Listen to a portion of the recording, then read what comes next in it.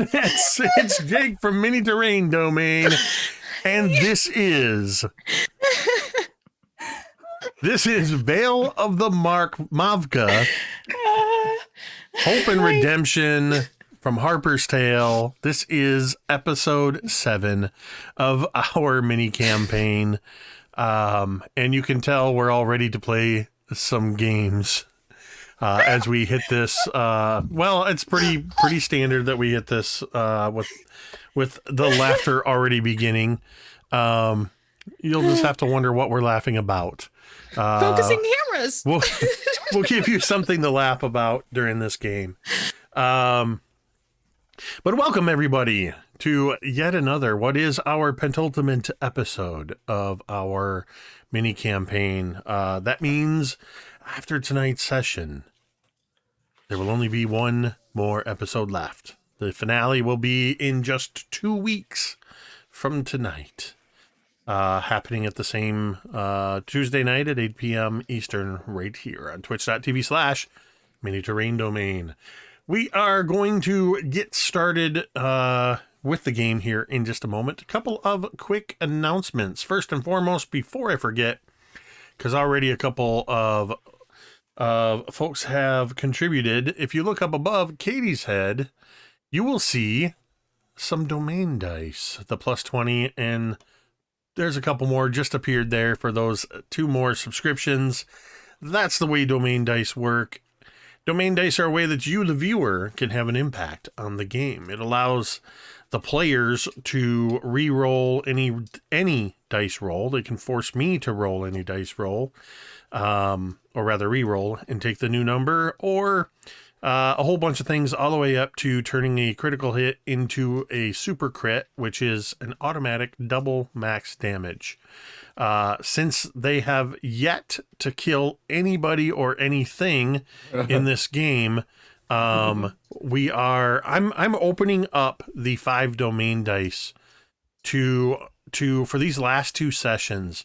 Oh. If there's one of those super heroic things that you want to do, something that seems like it just shouldn't be able to happen, but it would just be so awesome if it did, you can spend 5 domain dice to do that. You're giving us fate points? Sure. I've never played Fate, but them to give Timothy a clue. No, it has to be at something least. like that's beyond reason. Nope, you are stuck with the level of clues that you already have, which is none, I believe. Oh dear. But you can award those domain dice to the players by subscribing, gifting out subscriptions. You can tip 5. I moved my mic. It's in a whole other place, and it's apparently in my traffic of my hands. By tipping the channel, $5, 500 bits of cheering, all that stuff goes towards domain dice for the players. All right, a couple other announcements, super quick. Of course, we always talk about our friends over at Jasper's Game Day. We are proud to be partnered with Jasper's Game Day. And while I can't tell you exactly what we talked about, we had a lovely meeting with Fenway and the folks over at Jasper's this weekend, as we are switching into high gear in our planning for this year's Jasper's Game Week 2021 happening that very first week of May. This year, it is going to be bigger and better than ever before. We have D&D Beyond kicking off things for the first couple of days on the weekend. Fenway and many special guests will be there for that. And then Sunday through Thursday, we are going to have 4 games every day starting, I believe we're starting at around noon and going until 1:30 in the morning. Every day, 20 games over 5 days. All of it is bringing people in for the purpose of raising money to support Jasper's Game Day and the work that they do. We are going to, if you follow Jasper's Game Day on Twitter, you will be able to keep up to date as they launch the various auctions that will allow you to have a chance to play at some of these games with perhaps your favorite DM that you've always wanted to play with. We'll also be raffling off some seats and doing a lot of other cool stuff. Lots of giveaways that week. And then when we finish up on Thursday, the rest of the weekend, Paizo is taking over and going to be running some Paizo-centric stuff. We're very excited about that. Not to mention, when we go off the air after midnight, our friends over in Australia are going to take over, and they're going to run some stuff with their friends all across the pond. So essentially, Jasper's Game Week 2021 is going to be raising funds for Jaspers for 24 hours a day for 10 days. It's going to be super exciting. You're going to hear lots more about it as we get closer. Follow Jasper's Game Day on Twitter to stay up to date, or check out jaspersgameday.com. In the meantime, if you want to donate to them, you can, of course, type !Jasper. That will provide a link for their direct donations page, and you can support them in their cause of raising awareness and education, and ultimately the prevention of suicide through tabletop gaming. Another way that you can support Jaspers and get a little something for yourself is to type !Coffee in the chat. That'll bring up a link for our very own Metade roast coffee. That is a Brazilian and Peruvian medium roast coffee in partnership with Initiative Coffee Company's Help Action. For every 12-ounce bag of coffee that you purchase, $3 of that goes to benefit Jasper's Game Day. Also check out our good friends and sponsor, and also a Jasper's Game Day ambassador, Talon and Claw. You can type !MTD Claw, get a link to their store where you can pick up some awesome wooden dice accessories, such as these kinds of dice vaults, or the ones like GoblinKatie is showing off. They've got rolling trays and DM screens. The aromatic cedar vaults, I cannot recommend enough. They don't put finish on the inside. Ooh, just like the bourbon vaults. No, this is the or aromatic whiskey barrel. cedar. It's so yummy. And just stay tuned, because there may very well be in the not too distant future Mini Terrain Domain branded products available in the Talon and Claw, including Dawnbringers. We're working some stuff out with that and hope to be able to bring that. So stay tuned for that as well. But when you do go there and pick out whatever stuff you want to get for yourself, use code MTDClaw in the promo code field, and you'll get 10% off your order and help support the channel. The last thing I want to talk about before we just let loose and have some fun yet again with this amazing, wholesome crew is we want to talk about mental health for just a moment. I try to make it a goal of the channel here to be very open and honest and advocate for the destigmatization of discussions around mental health. It's okay to not be okay. As Jasper's Game Day says, and I just got a sticker when I bought my Jasper's Game Day dice from Die Hard Dice, not a sponsor.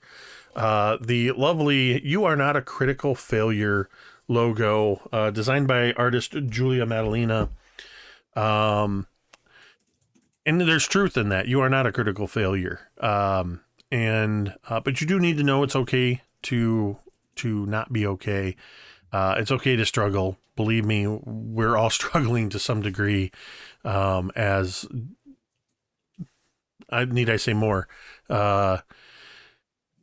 But you don't have to do it alone. You don't have to worry that you'll have nobody to talk to, because we're trying to do our part to give you access to some tools that can help you. So you can come here to Mini Terrain Domain any time of day or night, whether we're streaming or not, and you can type in !help in the chat. And that will bring up some phone numbers. That will bring up a website, some text numbers.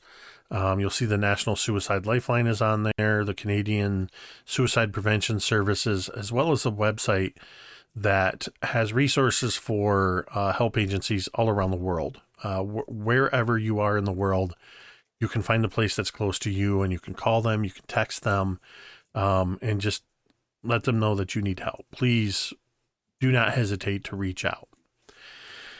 With that, I think it's time to play some Dungeons and Dragons. Is that what we're doing? Something like that. Just to be clear, it's Dungeons I and heard a Dragons. rumor with neither dungeons nor dragons. Oh, I thought this Nor. was a bridge club. Oops. You know, we still have 2 more episodes left, right? Oh, sorry. If this is not cribbage, I can't be here. That got me. I don't know why. Cribbage, though, made me laugh. Hey, Jake. We love you. All right. And I love you too. What was that about there not being Dungeons or Dragons? Let's see. It's Uh-oh. a joke. It's like the Prince of Tides is neither about princes nor tides. Discuss amongst yourselves. We'll So, see. you know, lie. I had my first dragon kill like 2 or 3 weeks ago. Yay! Ever. It's It was been a awesome. long time since I've killed anybody with a dragon. That's all I'm I saying. like how Or a RoboGoblin said that dungeon. Jake's going to kill them all, right? I am No. not attempting to kill them. No. The chances are they will get themselves into trouble. Yeah, that's fair. That's a given. If Sir Cheddar dies, we riot. If Sir Cheddar dies, it's through no fault of my own. Mm-hmm. Mm. I do not claim responsibility for that. I am trying to keep up with all of the lovely contributions to the domain dice. Uh-oh. Oh, that's a lot of them. There we go. That's a lot of them. Take them boy, there's another one. There's 2 more. 2 more That's over gifts. there. We appreciate those. That's going to put you up to.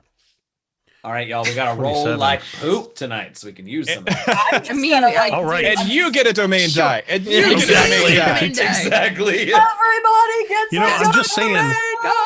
there's more than enough for each one of you Focus to the have a camera. super heroic moment at this point. So you have been making your way through the various forests and forest towns, trying to find the cure for a bizarre sleeping sickness that has taken over Timothy's hometown of Grove. And it's been most unfortunate, especially since his parents were caught up in that. But that has given you the motivation to work towards finding whatever this cure might be. Whoops. Sorry, I didn't mean to turn you off.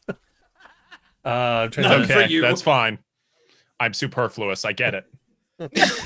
I was trying to subtly adjust your camera, and instead I just turned it off. No. After being the heart and soul of this This- game. I think it's a timeout. I do not like bow ties. Boop. Oh no, something's desperately wrong with him. So, you have been making your way through the forest. You've been dealing with sicknesses, and you have been dealing with druids of varying degrees of peskiness, causing problems within the towns. You most recently made your way through an area to get to the archdruid Dang, who told you that you would need to seek out a particular witch who was going to be very important to helping you find some ingredients you would need in order to be able to craft a cure.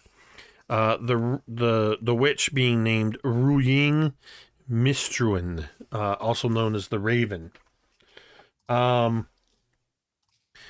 In the process of heading further into the woods, into the forest, you came to a mysterious archway leading into a magical portion of the forest called the Dreamlands, where you met Fred, the purple alicorn, who had rainbow wings and a curved golden horn, and was just absolutely delighted to see all of you and help you out in any way that he could. And while you were in the Dreamlands, an area you had to get through in order to get closer to the witch, you wound up negotiating, basically brokering peace between the factions known as the Zug, which are marsupial-based creatures, and the cats of Ulthar, a catfolk tribe, each of which had. Oh wow! Wow. Did you see me flinch when I saw that? Yes. I have been trying to subtly keep up with them. I went to hit the one, and there was Godspeed. 5 of them. Good luck with that. So much heroism on deck tonight. Any moose? Thank you And all they're so much. Anonymous. Amazing. We appreciate the support so much. Yeah. So, you did successfully negotiate that peace treaty, and you were, you made friends of both the Zug and the cats of Ulthar, who gave you some respite, much needed rest. You bid farewell to Fred the Alicorn, who disappeared in a cloud of magical dust. And you know that you need to get further into the forest to get to the witch. So at this Still point, maintain the witch is here already, but fine. Another one, darling. Oh, all right then. at this point, you are walking further south through the forest. It's been at least a day since your last encounters. The cats of Ulthar were very kind, and put you up for a while. So you're all well rested. You feel stronger. You might even say you feel 2 levels stronger. And you've begun to notice that perhaps the magic of the forest is unlocking new strengths, new abilities, new magics in you. So you're making your way south through the forest. What would you like to do? Well, I would like to say how relieved I am that Fred fellow got left behind. Thought he was cuter than Cheddar. what? Honestly, Sir Cheddar, do you take offense to the fact that I said he was the cutest thing I'd ever seen? I mean, you saw him, right? The silent treatment. I don't know. I think Mr. Sir Cheddar is not. He's feeling a little I'm shy getting right now. silent treatment. There's enough cuteness to go around. Honestly. Well, I Mr. Sir Cheddar, I think she was being, like figurative, and she was being hyperbolic in what she was saying there, Mr. Sir Cheddar, that the being the cutest thing ever wasn't being literal, I've been called worse, and I've been called better, to be honest. Now, I would say you are the most precious thing I have ever seen. Wait a minute. I thought I was the most precious thing. No, you're the sweetest. Oh. Timothy, you are the most perfect thing I have ever seen. I'm the most confused thing you've ever seen. That too. We're just going to continue south and keep an eye out for, I think she's supposed to be in a swamp. I don't recall it being a swamp. I don't know. I just assumed.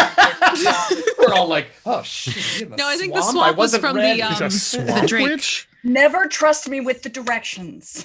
Well, the Dreamland, if we recall, was sort of Clearly we mired do not. over and had rifts built into it. Yeah. Because of the war between the Dream Cats and the Zug. Okay, That's but we true. That healed is, that of in course, what I was Dreamland. thinking. Yes. That was the biggest thing that your brokering that deal did, was the rifts that were caused between the Zug and the Cats of Ulthar were causing physical rifts in the Dreamlands, and you witnessed those physical rifts being repaired. Right. And you've been noticing as you've been walking further south that there's areas where brightly colored flowers have bloomed, and they generally form these 5 to 10 foot wide swaths that are anywhere from 10 to 40 feet long. wherever these scars were in the land, new growth has appeared. I wonder if they'd scream when you pick them. What? Well, why would we That want was to Was make that dark something even for that you're you. hoping for, or something you're afraid of? Just something that I was pondering. You have any I just opinion wanna- one way or the other, which you wanted? Well, it'd be more interesting if they screamed when you pick them. There it is. There it is. I have a bit of a personal question there, Teddy. Yes, dear. Do you think like this when you're working with children? Every day. Sometimes even more so. Mm. Timothy, have you really not learned yet to really consider whether you want to know the answer to a question before you ask it? Well, I did learn something. But you'll notice they go back to their rooms every day. I also notice I get a lot more appointments in the psychomancer office when you're being disciplinary. Well, they learn. Clearly, you have the good cop, bad cop perfected. I'm pretty sure it's mostly thanks to Timothy, but it'd be silly to change my ways when it's helping them so much. Well, we may want to discuss some procedural changes with the boarding school board. That's redundant, but Oh, not you again. know, when we get back. Fine. Honestly, at some point, Timothy, you're going to have me being downright cuddly. Well, Huh? I just think you're the cuddliest already. You just don't know it yet. I mean, you have been calling things sweet, precious, adorable, and cutest. This place is having a terrible effect on me, and I need to get out of here. Let's go find some screaming flowers. No, honey, we're finding a witch. You hear I the don't sound think of that's what we're looking something for. stomping through the forest. Oh, for heaven's sake. As Oh, you've okay. been, you barely hear it over Theodora's voice. As you begin to hear the sound of snapping branches, and Uh-oh. you can even see some of the treetops swaying as you hear this sort of. Honestly, I know my means are unconventional, but I think that Teddy, I raised Teddy. children on my Teddy. own. Time out, Hey, Teddy. hey, time, Teddy. time out, Teddy. Yes. Listen. Oh. And then suddenly, there's in front of the path, in the path in front of you, about 30 feet, there's a burst of leaves and a few twigs go flying as you see a massive set of legs, probably a good 20 feet tall, come skittering to a halt, digging into the ground. These legs have a sort of dirty yellow look to them with taloned claws on the end. And as you look up, you see that there is a very quaint looking cottage attached to the top of these chicken legs. I do believe we found her. The front door, which is painted a brilliant purple color with white trim, opens. There's a very nicely, the entire thing is immaculate. It's all mostly whitewashed, and there's spots of purple and green that decorated all over the place. You see ivy curling up some trellises on the side. As about 20 feet up, you hear the and the door opens, and you see this woman, middle-aged woman, step out onto the porch, and she kicks at something, and a rope ladder goes, and she looks down at you and she says, "There's no time to explain. Get in." Oh, Teddy's scrambling up that ladder. Oh, I'm terrible at it, but I would like to make an insight check. Absolutely. I just want to know how Look, we're going to get somebody Mr. here Cheddar thought up that they- ladder. Well, that I've got taken care of. But because who doesn't want to have Sir Cheddar fly again? Not Well, me. this is true. No, someone here thought they were cuter than Mr. Cheddar, Sir Cheddar, Mr. You've got me doing Mr. it, Sir Cheddar. Mr. Sir Cheddar. You really need And so a I chief now trust called Mr. nothing Sir. that happens here, and I got a 20, a dirty 20 on my 20. inside. Wow, Mr. I'm no good at Well, it. I rolled a 19, so She has a Still. look of genuine concern. All right, up we go. and- I'll Yeah, tap him she's with fly. Actually, I will cast fly on Sir Cheddar and use a sorcery point to make it last a little bit longer. And we'll fly up, and I will ask whoever this is if she thinks that Sir Cheddar would be safe, sort of making a little circle of the hut and keeping an eye out for whatever she's afraid of. Go ahead and roll your wild magic surge Oh, beans. die. Well, just roll the d20 to see if there's a surge, I should say. Yes. Oh my god, it's a 1! Oh no! Of all the times. Oh no! Well, let's go ahead and roll a d100. Yes, that's I happening. really didn't think it was ever going to happen, and I was just now planning on how I was going to use Bend or Tides of Chaos so that Jake could just automatically say that that it happened. Mm-hmm. Guess I didn't have to. It's a 71. All Which right. I don't a think is one that my 71. players in my podcast have rolled, so I don't know what it is. It's not a potted plant. I know that. No, I know it's not. So, as you cast fly Oh, shit. on Cheddar, and Cheddar sort of flies up, and you just kind of step off onto the porch, and you start to ask Ruying this question. You feel a tightness on your skin. For a moment, it feels a little itchy. Oh, no. And it kind of feels like when you've been out in the sun for too long, and then your skin starts to tighten up, and then you look, and your skin it still looks like your skin tone and everything, but it feels almost like bark skin. And no pun intended for the Sir Cheddar correlation. That's funny. But what this is going to do is, I'm reflavoring it a little bit. The next time you are in a situation where you will take damage, you have resistance to whatever that damage is. Never gonna remember that. All right. 71 on the roll table is resistance to all damage for the next minute. So I've reflavored it a little bit, but yeah, so you've basically got this, you've developed a thick skin. All right. Make traveling with me so much more pleasant. And Wu Ying tells you, yes, if you would like to have him fly around, that's perfectly acceptable. We are going to be moving quite fast, so do keep up. She hollers off to Sir Cheddar. There ain't no need to worry about me. That's right. Please, come in. We've got much to talk about while we travel. I've put the Really? kettle on. Should be ready in a moment. And you do, Theodora Cain, big fan, love the house. Yes. I'm very acquainted with who you are. Theodora, Rodney, Timothy. Still help. Trying to get up the ladder. Little help. Oh dear.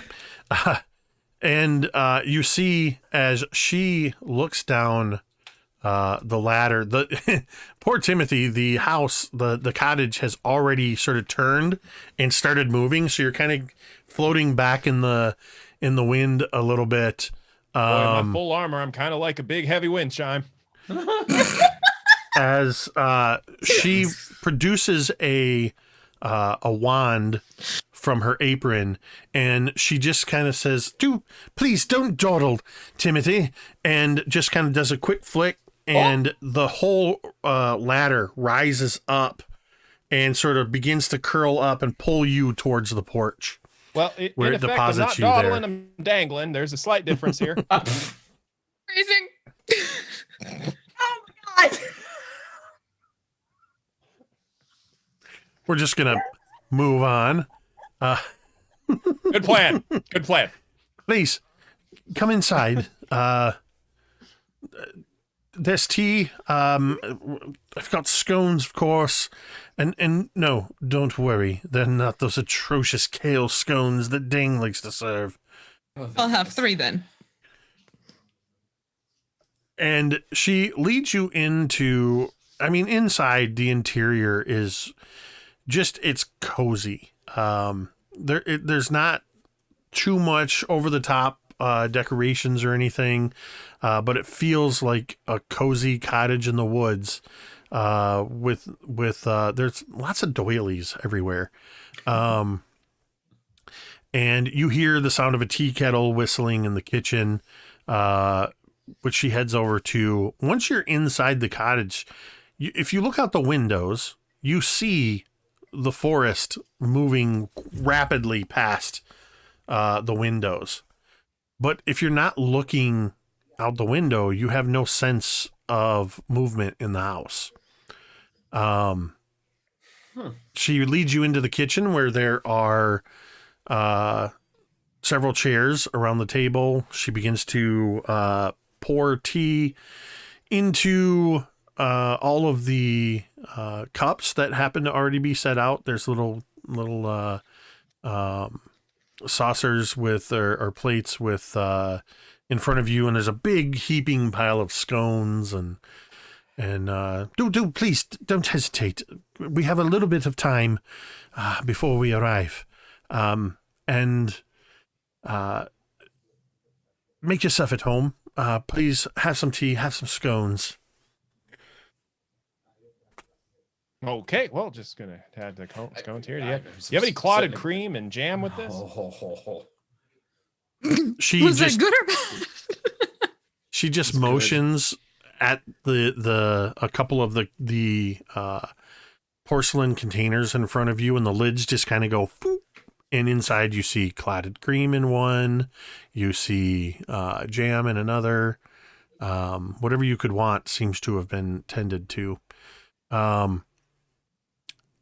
Theodora, when you sit down, I imagine you catch a familiar whiff, and there is in a small container next to your seat, there is whiskey in one of the porcelain containers. Oh my goodness gracious. Look at what I found. And she'll take it and she'll pour some whiskey into her cup of tea, and she kind of stops for a second and glances around, and without touching the decanter to her lips, she just takes a shot out of the bottle, closes it, and sets it back on the table. Thought you were going to take a couple of teaspoons of tea and add it to the whiskey. Me too. I feel human again. Well, Right. Well, Darling. I have questions about that statement. I feel something again. How about that? You feel more yourself. I do. Thank you. You're Yeah. welcome. I'm always glad you're here to complete my thoughts when I simply can't. Well, sometimes we have to help each other out in that respect, don't we? This is So what seems to be the trouble, since you're so aware of who we are just getting to know you. well, Archsteward Ding had sent word ahead that you were coming. I understand that you were caught up in the Dreamlands with the Cats of Othar and the Zoog, and it sounds like you were able to do some incredible work while working with them, which is, of course, much appreciated. Yes, that's all sorted out now. Well, I am Ru Ying, but everyone just calls me the Raven. It's a bit of a name I've picked up. I act as the caretaker and protector of the forest. I'm a healer and a guardian for those that live here. And I've been doing so for a very long time.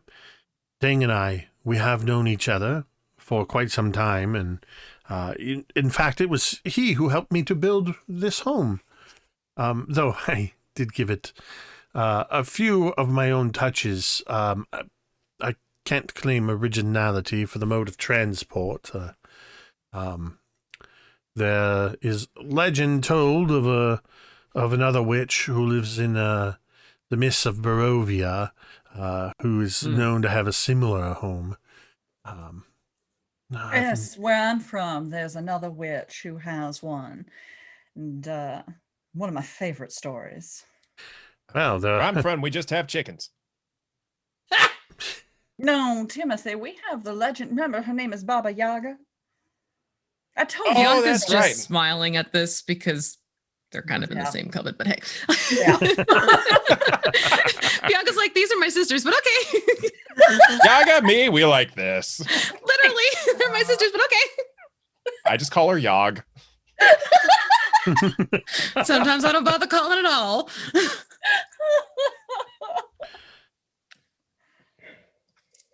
Ding reached out to me because of what has been happening within the greater forest.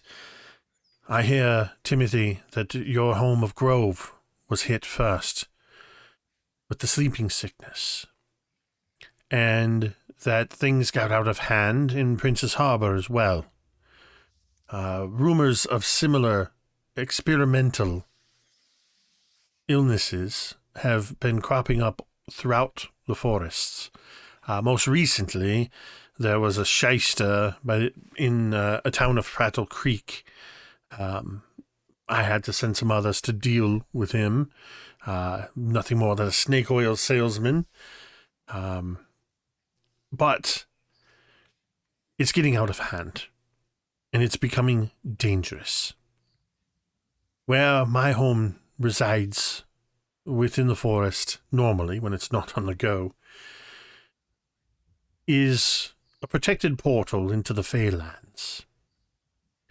It is there in which I go occasionally to gather ingredients for my various concoctions and healing potions and whatnot. Somehow, someone has gained access and has gotten hold of some of the ingredients.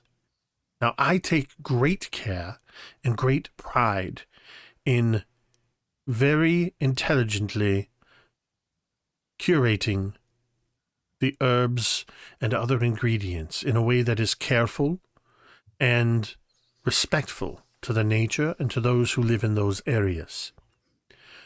Whomever broke into the Feywild was not being respectful. An entire field of periwinkle was destroyed when they stole as much periwinkle as they could get their hands on. Oh. They What? also... Yes, they're poisonous. Well, yes, but they, when used properly, they can create powerful healing concoctions. They have medicinal value. Yes, as is often the case with diseases and sicknesses caused by natural ingredients. Often it is an element of that ingredient that can be used in creating a cure. Hair of the dog. Yes. Well, they stole other things as well. I was able to... Well, I had already harvested some periwinkle for my own use, so I have some of that on hand. The individuals in Prattle Creek, the snake oil salesman, had a large quantity of etope. And as she's saying this, she's gathering she's gathering a couple of these glass vials, these jars. And she sets one down, and it has this, has the periwinkle in it. And she sets down another container that has the etope, as it's called, within it, which is in a jar. The one thing that I did not have on hand, that they have hold of, you will need to get yourself. It is called red vitriol. And it is to the edge of that part of the forest that we head now, or rather to a vale within the forest. And I must warn you, it will be dangerous. Dane tells me, though, you are quite capable, and after what you accomplished with the Cats of Ulthar and the Zug, perhaps you will be able to navigate through this area in ways that others have not been able to. You'll need to go to the Vale of the Mavka. somewhere within the Vale, it is either the Mavka or the Iron Thane holds the red vitriol. With this ingredient, I can put together a concoction that will be able to heal the various sicknesses, including that ails your home of Grove, Timothy. With a mouthful of crumpet. Oh, that would be really super sweet because my parents are still sleeping. I think. Yes, I've heard there's a couple of young women that are taking care of the town. Yep, those sisters. Which is good that they had such caring individuals to look after them. I must warn you that the Vale of the Mavka is a very dangerous place. It is full of trickery and deceit. You will have to pick your path carefully. And you will have to determine whether it is the Mavka or the Iron Thane possesses the red vitriol. And you, whether by diplomacy or by, well, any means necessary, you must retrieve this. Unless you have any qualms, you should know that these individuals are blights upon the forest. I am not telling you that you have to kill them, but I am telling you that if you should, you would be doing the forest a great service. I will leave that choice in your hands. Well, what if we could just talk to him and, make him nice? Timothy, I admire your optimism. She kind of looks over at you, BB, and she just gives this kind of knowing look of, by all means, if you are able to do so, then more power to you. As I said, it is a dangerous place and you will have to use caution. But I know this. Time is of the essence, which is why I came after you. We are running out of time.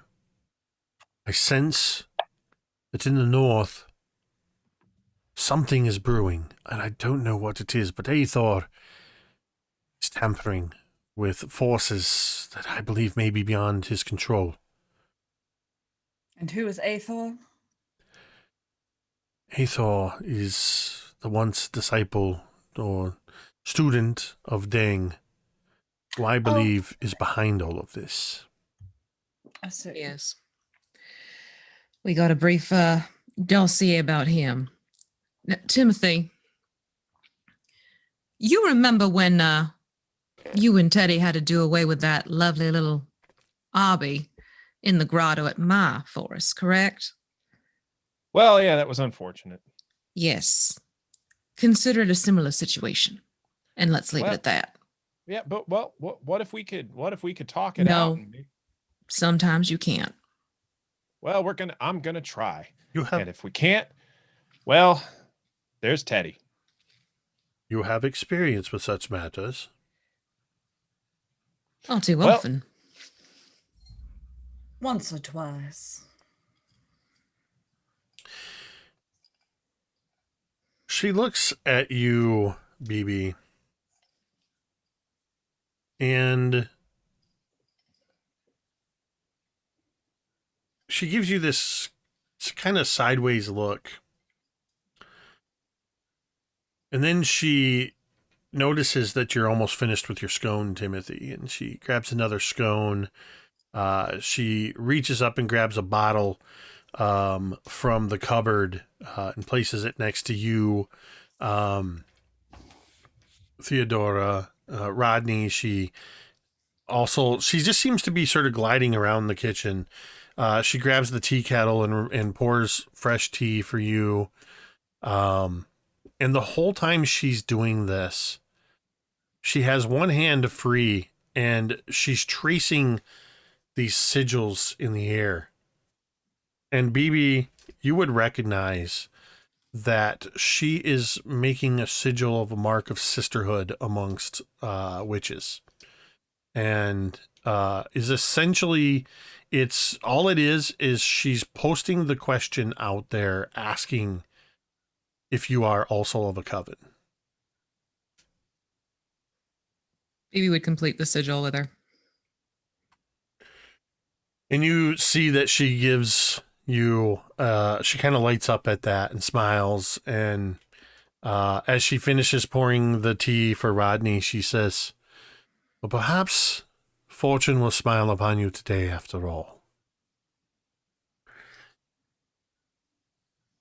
Well, it already has. These scones are just delicious. Guy, could I have another one? Absolutely. Help yourself to as many as you wish. Theodora finishes her tea and looks at the cup and grabs the bottle of whiskey and refills the teacup. Before I long, think Rodney, just for the record, is just looking out the window at every opportunity to make sure Cheddar's So okay. Cheddar. so every time you look out the window, you just see this of trees flashing by, and this every once in a while, you see this sort of Oh, he's perfect. as Cheddar So goes perfect. flying by. Like a dog in a car, but it's his whole body. Yep, but his whole body is out the window. Yeah. Far too much. So good. Our ferocious war corgi. Yes, battle corgi. It's the one. So It's the one. Borgie? before long, you feel a slight motion. Rodney, you look outside and you just see the whole world seems to turn almost like at a 45-degree angle for a moment as the house lurches to a stop. You all barely feel it, but again, if you're looking out the window, you might get a little bit of vertigo. Well, this is as far as I can take you. I must get back to the portal and keep watch over the entrance to the Feywild.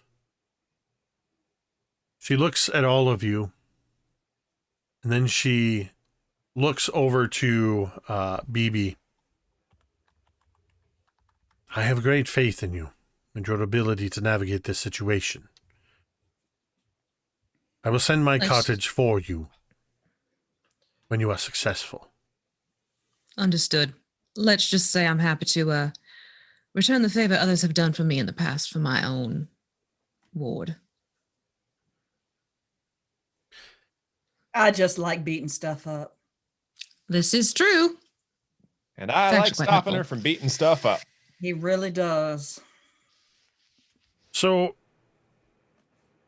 this time the house sort of crouches down and it's less of a problem for you to disembark. There's no rope ladder. You're able to get down to the ground.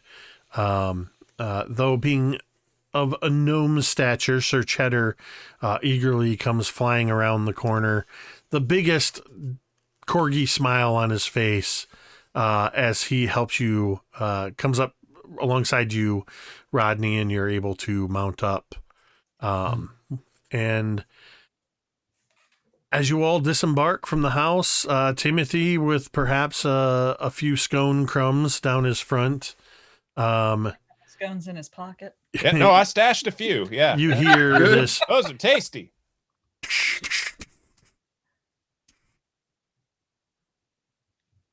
As the Raven's walking cottage runs back off in the direction from which you came. You find yourself standing on a wet, rocky path. The trees on either side of this path are withered and gnarled looking. Their branches are twisted into unnatural shapes. Where you stand, the branches of many of the trees almost seem to loom over the path as if they are threatening you.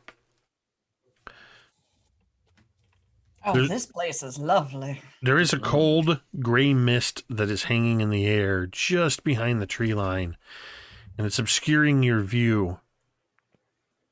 And you can just hear this sort of low, ominous buzzing, almost like cicadas in the summer that just keep buzzing. The path ahead of you forks, one to the left and one to the right. Well, you know me, I'm always a fan of left. Everyone give me a Sinister. perception check. Sinister. Exactly. Everyone give me a perception check, including Sir Cheddar. Yeah. There it is. Right, this is not nearly as fun as flying around that cottage was. This is quite the opposite of that. It's a 16 for me. 15 for me. 15 for Cheddar and a 5 for me. Boy, those scones really are tasty, and just enjoying them so much that I rolled a 6. Phoebe, as you're looking back and forth at these paths, you notice something just along the edge of the left path. At first, it almost looks like there are pixies or something just peeking out from the weeds, from the tall grass.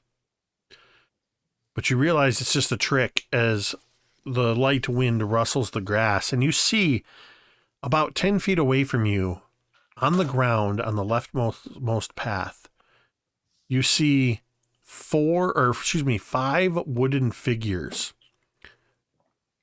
that are lined up neatly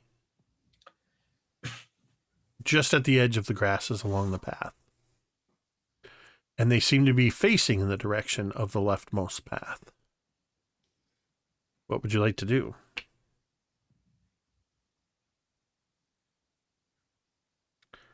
From this distance, you can just see that they're about 4 inches tall, it looks like. Okay. We might have a little breadcrumb situation on our hands. Indeed. Phoebe would want to go up and get a closer look at those figures. Yeah, same. What are you looking at? Just some little trinkets on the ground. Do you crouch down and look at them? Do you pick them up? What do you do? Actually, I'm going to use detect magic on them. Yes. It's my favorite question for when I DM. You looking with your I am eyes or not- with your hands? I am not touching a blessed thing. Are you looking I with know your eyes? better. That's what she knows. I ask her that all the time, in fact. You looking with your eyes or your hands? No, they are Oh, not. your whiz- hands, really? All right. Well, I'm going to need a They dexterity are not saving whiz for that. kids I'm gonna minis, lick it. Erasmus, but in my games we call those kizwids. Remember? No. So you cast detect magic on them. Mhm. They do not ping with magical energy, though there is just a faint hint of magic, as if magic was probably or possibly used to create them. But what catches your eye more than that is you are looking at miniature wood carvings of Bibi, Timothy, Theodora, Rodney, and even Sir Cheddar. Well, hell. Now, see, these remind me of the little con men that we would make to keep the scarecrow away. Yes. Or, lovely little voodoo dolls. Yes.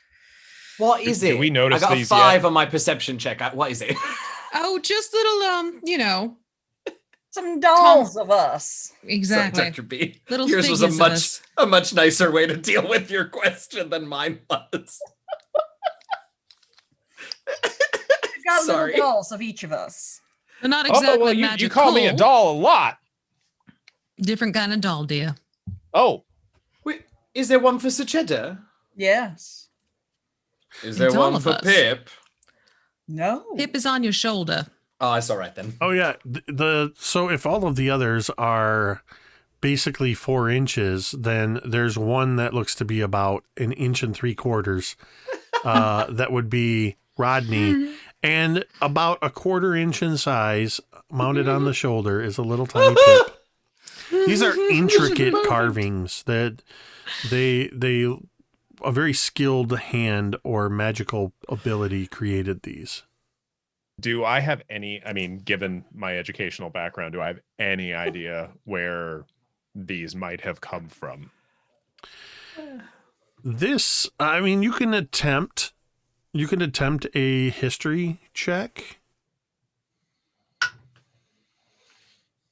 You do have So in theory, I 37 can. domain dice. Yeah, that's right. I would like to assist him. I would like to buy a reroll A here Like to you negate just the use one. a domain die. Yeah, no, I'm gonna use a domain die and negate the one I just rolled. Can I assist him so he has advantage? I Basically don't standing need it. over his shoulder and Oh! saying, Do not need it "No, because I got the opposite roll. The Yeah! second time. Yes. Yeah, they do. That's it. So I got a 25 total. Ooh. nice." You have heard of creatures of the forest leaving behind carvings of people who come into the forest. The tales often swing one of 2 ways. One, they are left as gifts for people who have been kind to the denizens of the forest, to people who treat nature and the forest with respect. The other is that they are used as a form of marking someone as a target, treated almost like lures. With that high of a roll, you know that it is a possibility exists that it could be either of those things, but that the stories skew heavily in favor of lures. I want to try something a little unusual here, and I'm gonna need a DM call on this. Can I try and use my keen psychomancer insight to kind of read the vibe of the forest? What now? Yes. Hugger. He's happy. Yeah. Cool. I'm gonna say thank you for psychomancer training because that's a 26. Yes. Oh, Yeah, Timothy Yes. doesn't get people, but he understands people. I love this. I'm just good at making them do what I want them to do. Timothy, what does this look like as you're analyzing and trying to read the forest, as it were? Well, I just kind of sit down and just look up at the forest and just be gentle and just like, hey there, whoever's listening in the forest, just trying to get a feel, trying to get an idea of what you're feeling like right now. And so I'm just gonna sit here real quiet like and just kind of listen. Looking around, As you're- taking it all in. As you're Bob doing Ross this, moment. you get this sense, looking around at the trees. These are not ordinary trees. They all have this look of gnarled, twisted limbs. Their trunks are twisted in unnatural shapes. Many of them have places where the trees have been ripped open or have holes in them that just happen to look like screaming maws or evil eyes. Picture in classic 1980s made-for-TV movie style as the camera twists and you see that anamorphic skew as we look at the trees and it looks like they're screaming. You know that some dark magical energy has twisted and corrupted this forest. Whatever force is here, something happened that made this forest look like this. Well, so it sounds like their forest pal, you're kind of hurting. You're pretty angry about it because somebody hurt you. Well, I'll tell you what, we're gonna do our darndest here to try and make things a little bit better and maybe help you heal a bit. That's what we're gonna do, aren't we? And look around at everybody else, aren't we? Mm-hmm. Mm-hmm. Teddy, we're gonna be real nice, aren't we? Probably not, but we'll try. Teddy, we're gonna be real nice. Fine. So hear that for us, bud? We if you could help us out as best we can, so we can help you out. Help me help you, right? We're gonna help me help you. I like that. Did you? I hope you just made that up because that's pretty catchy.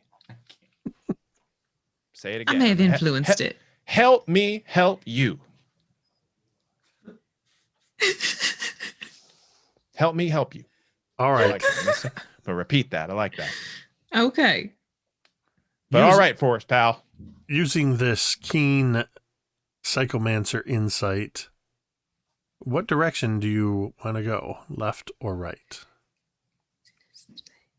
Does the left way with the dolls seem friendlier now? No direction seems friendly. I was gonna say. Well, you've just obviously learned something very important. So I'll follow you, Timothy. Well, these dolls there, they could go one of two ways, but we're kind of leaning towards the more destructive one. That the dolls could be that they're saying, "Hey, thanks for helping us and being nice to the forest," but they could also be a lure to our deaths. One way or another, we're about to find out. Kind of Yeah, feels like it'd be the latter to me, considering we haven't met anyone from here. Yeah, I'm kind of going that direction as well. So I'd say we go the other way. So to the right. Yeah. I never get to have any fun. Well, we're gonna save the forest. That's what we're gonna do, Teddy. We'll And be that's going fun. left. All right. All right. All right. So you head to the right. Apparently so. After a ways of walking through these gnarled trees, you find yourself coming towards, you actually smell it before you see it. A foul smelling bog. You can smell the swamp gases, the rotting vegetation, the stagnant water. As you grow closer and closer, the smell gets stronger. And then you see that there is where the path crosses over a section of the bog. You see a 3-foot wide bridge extending 40 feet across a section of the bog. About 5 feet over it, it arcs up over top just a little ways. That is your way forward. Right. Lovely. I mean, it's just a bridge. What could be wrong? Oh, I'm absolutely troll. nothing. Gee, let's think. What happens when the DM says, "What could go wrong?" Everything. Let me roll insight against the DM. I'd like to do a survival check, please. 0. You got a 0. There is no chance of survival.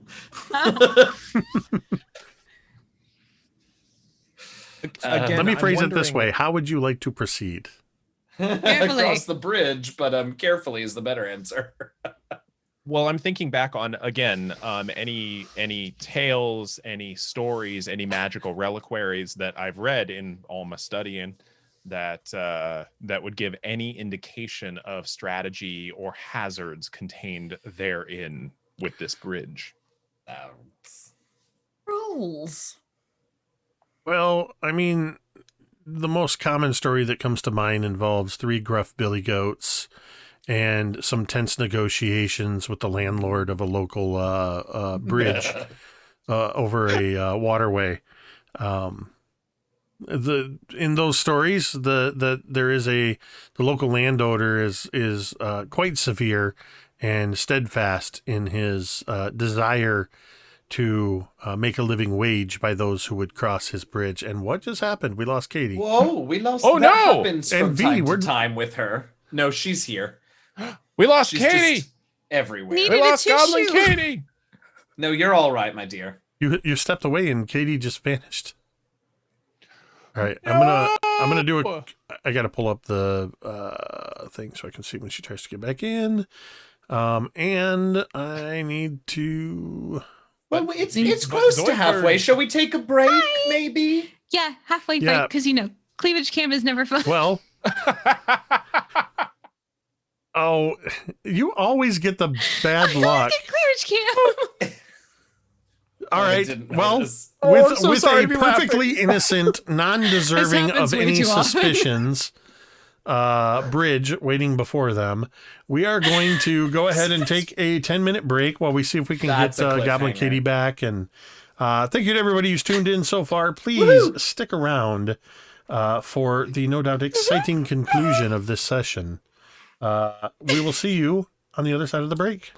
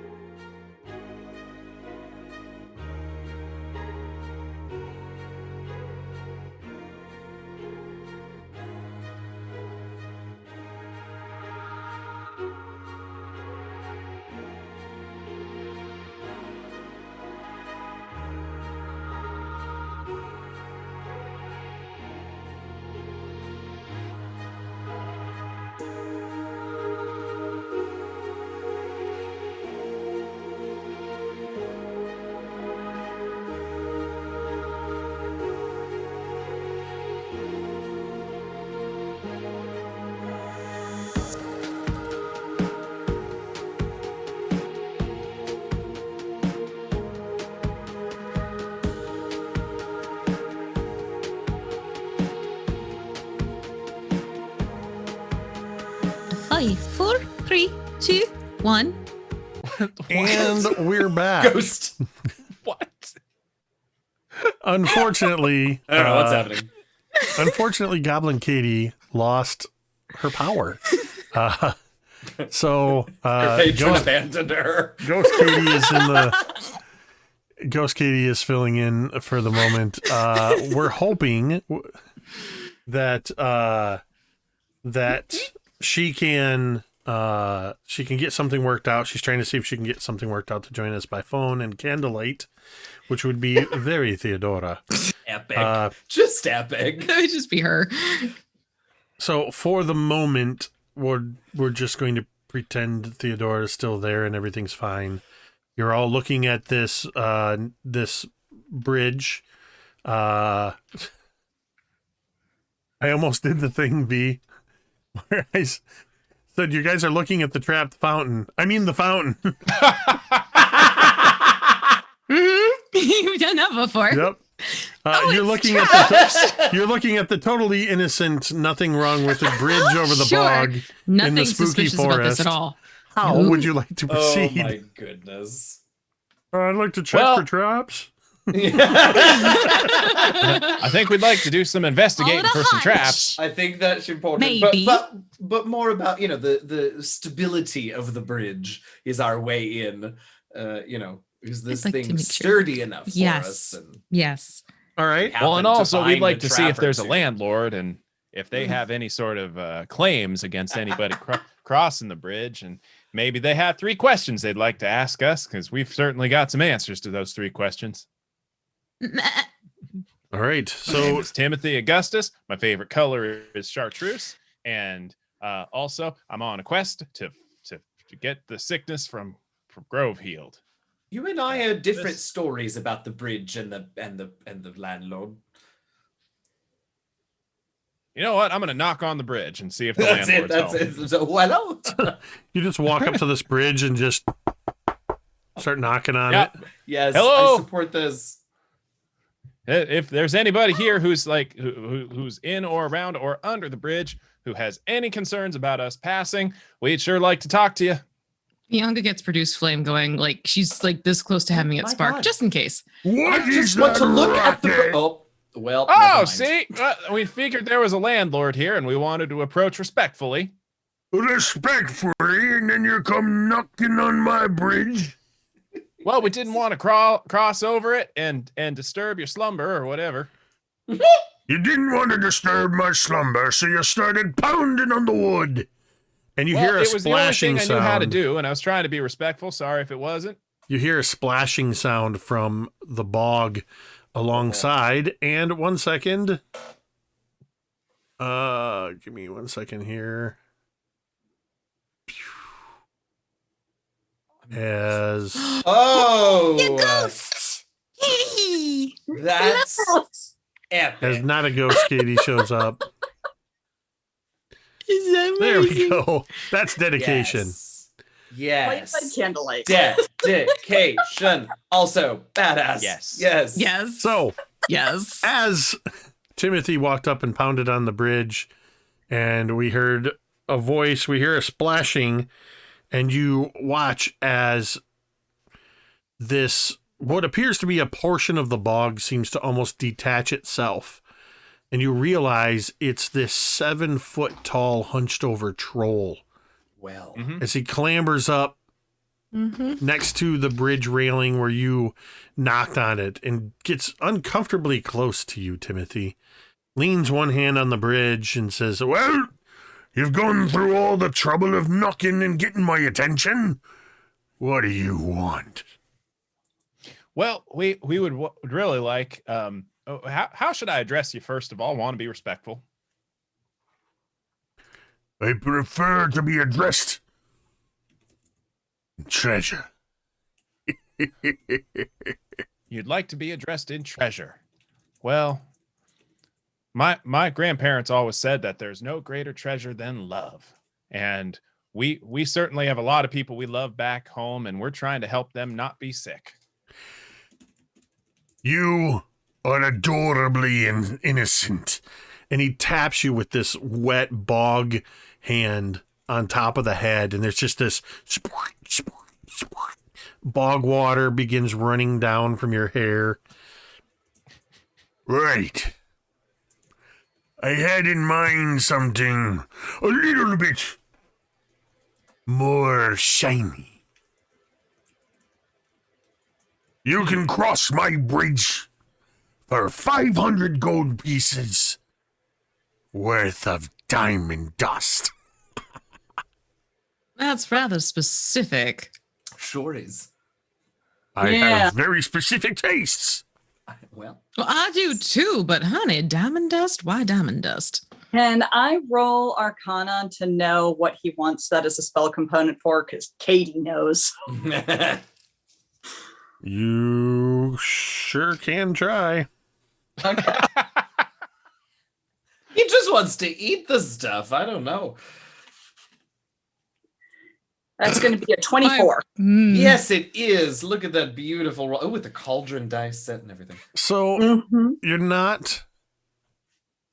You know what this diamond dust is used for in spell components, but there's nothing magical about this troll. He just there was something almost improvised, if you will, in the proclamation of the payment. Got it. Okay. I see. You can Well- give it to me, or I can give it to you. How about I just let you live instead? Oh, hey, Teddy. Hey, wait, hold on there a second. Wait, hold on. Boy, I really would feel more comfortable if I knew how to address you there, friend. You want to know my name? Yeah, that would be a good start. No one's ever asked my name before. Well, I think it's important that if you'd want to treat each other respectfully, you address them how they like to be addressed.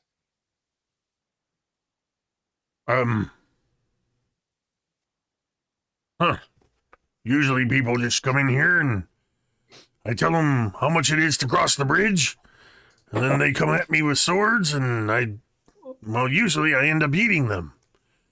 Well, I don't know. It sounds like that makes you pretty angry, or at least a little grumpy. And you know what? It does.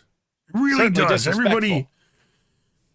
Everybody always asks, is there a troll under the bridge? Where's the troll under the bridge? Nobody ever asks, how's the troll under the bridge? Well, how's the troll under the bridge? Grumpy. It sounds like it. I like Well, you, it's, kid. The name's Everybody's coming at Terrence. you with swords. What's that? He holds out his hand. It's gross. Long, gnarly talons, bog water. It's still dripping, but he holds it out to you to shake. Well, I'd like to shake your hand too.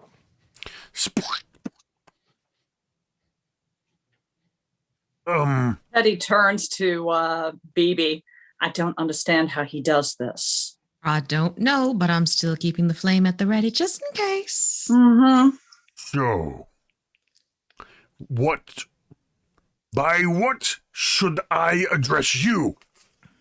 Oh, well, my name's Timothy Augustus, and these are my friends, and there's BB, and this is Miss Theodora Cain. I call her Teddy, but I wouldn't presume until you get to know her a little better. And this is Rodney Copperfield, and this is Sir Chet. I call him Mr. Sir Cheddar, and that on his shoulder, that's Pip.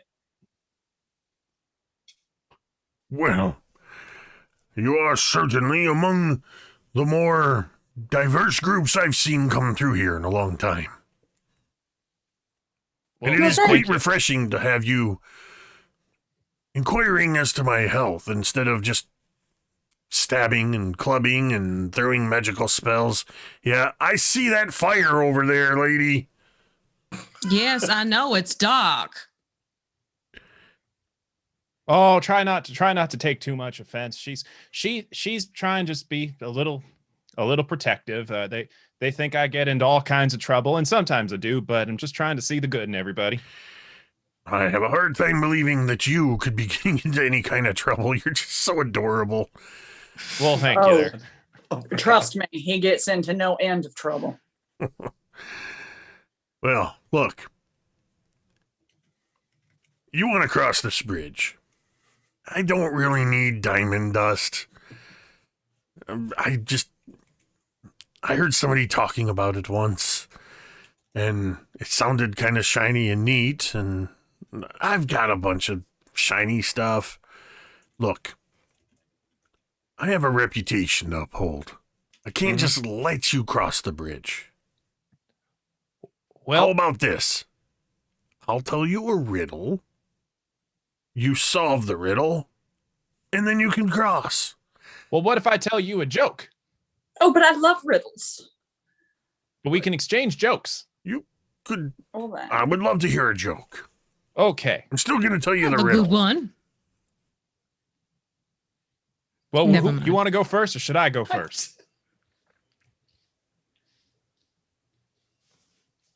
You go ahead. Okay. Well, all right. So there's two cats, and they're swimming in the water. I thought you'd like that because it's a bog. And they're racing to the other side, and they're not happy about it because they're cats and they're in water. And one of them is named 1, 2, 3, and the other one is named 1, 2, 3. Which one makes it to the other side?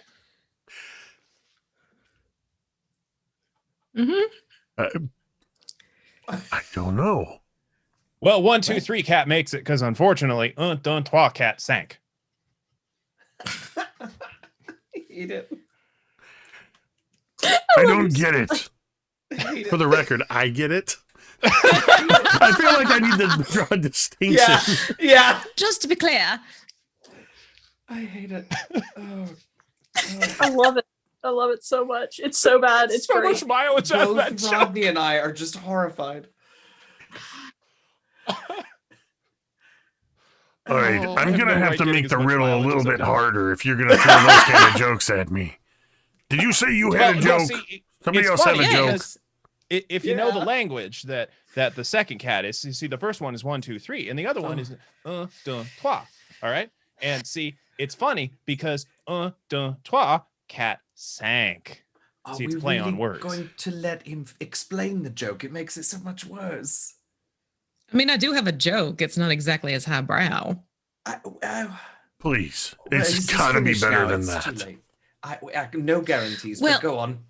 Sebastian taught me this one. What do you call a dog with short legs and steel balls?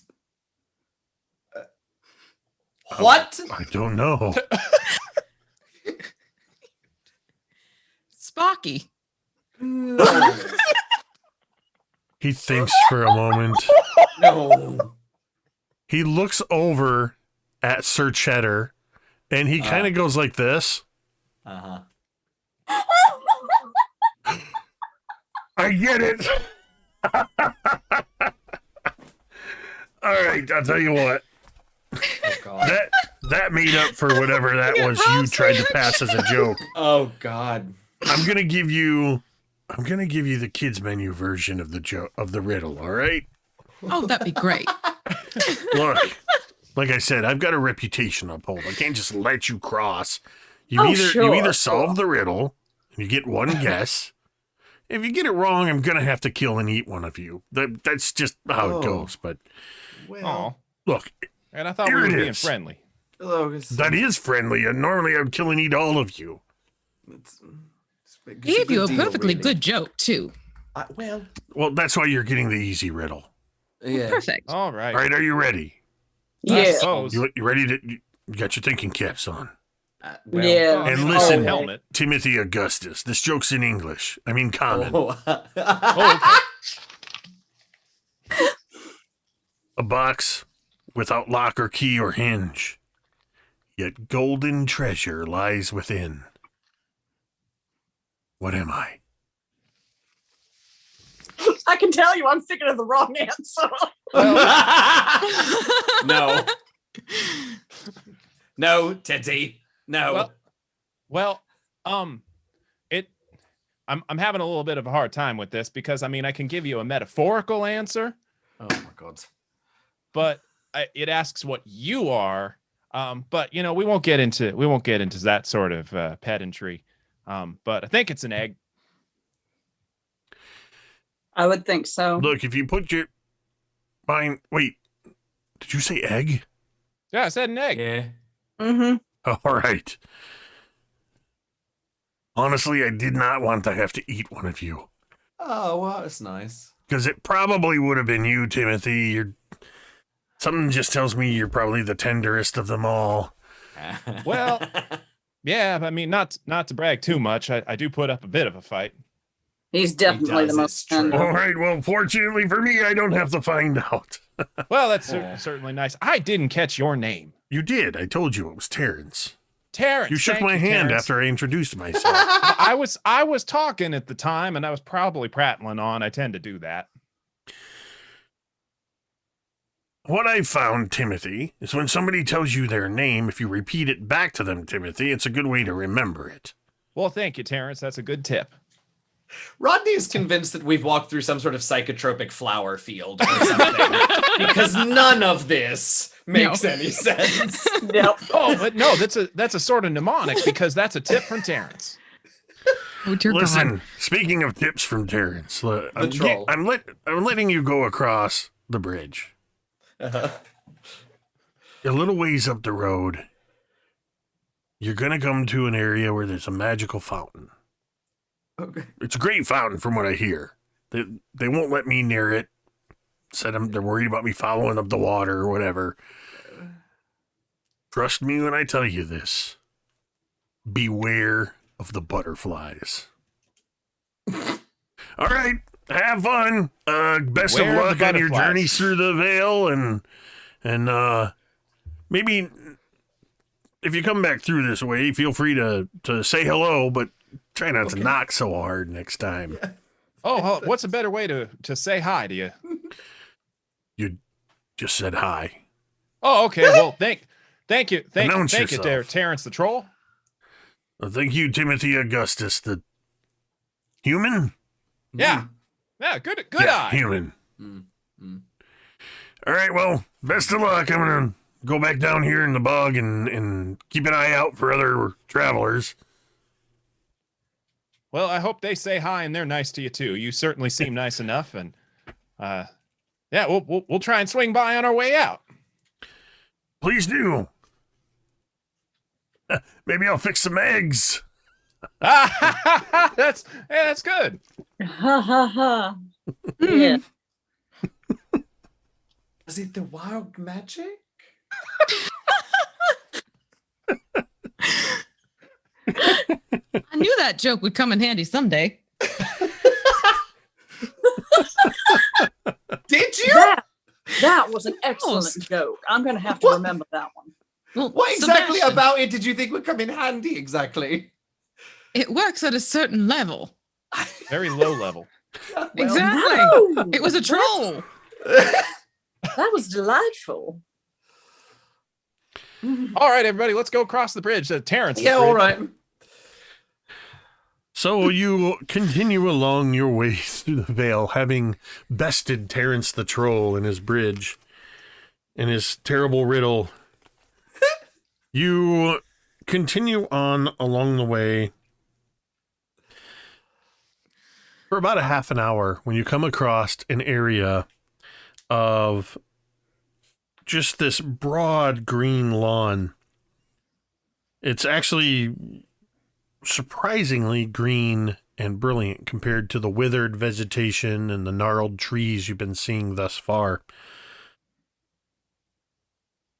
In the middle of this green lawn, you see a fountain of veined white marble, ornamented by a headless statue holding a large acorn. Oh. A swarm of brightly colored butterflies flit around the fountain, dancing around almost like a sparkly confetti with all of their multicolored wings. Think those might be the butterflies Terrence, our buddy the troll, told us to be aware of. Well, they I are would think butterflies. so. Hmm. So we should be aware of them. Evidently. Yeah. Well, are they staying away from us?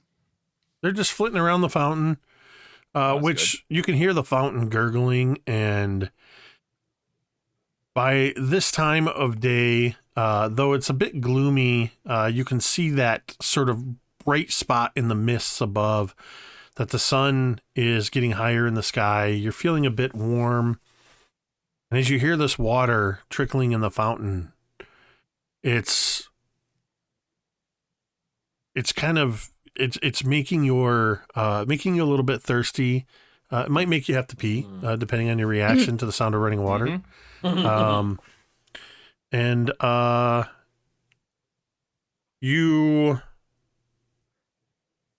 That's what you see. You have the headless statue holding the golden acorn, the marble fountain of delicious sounding water, and harmless butterflies. What would you like to do?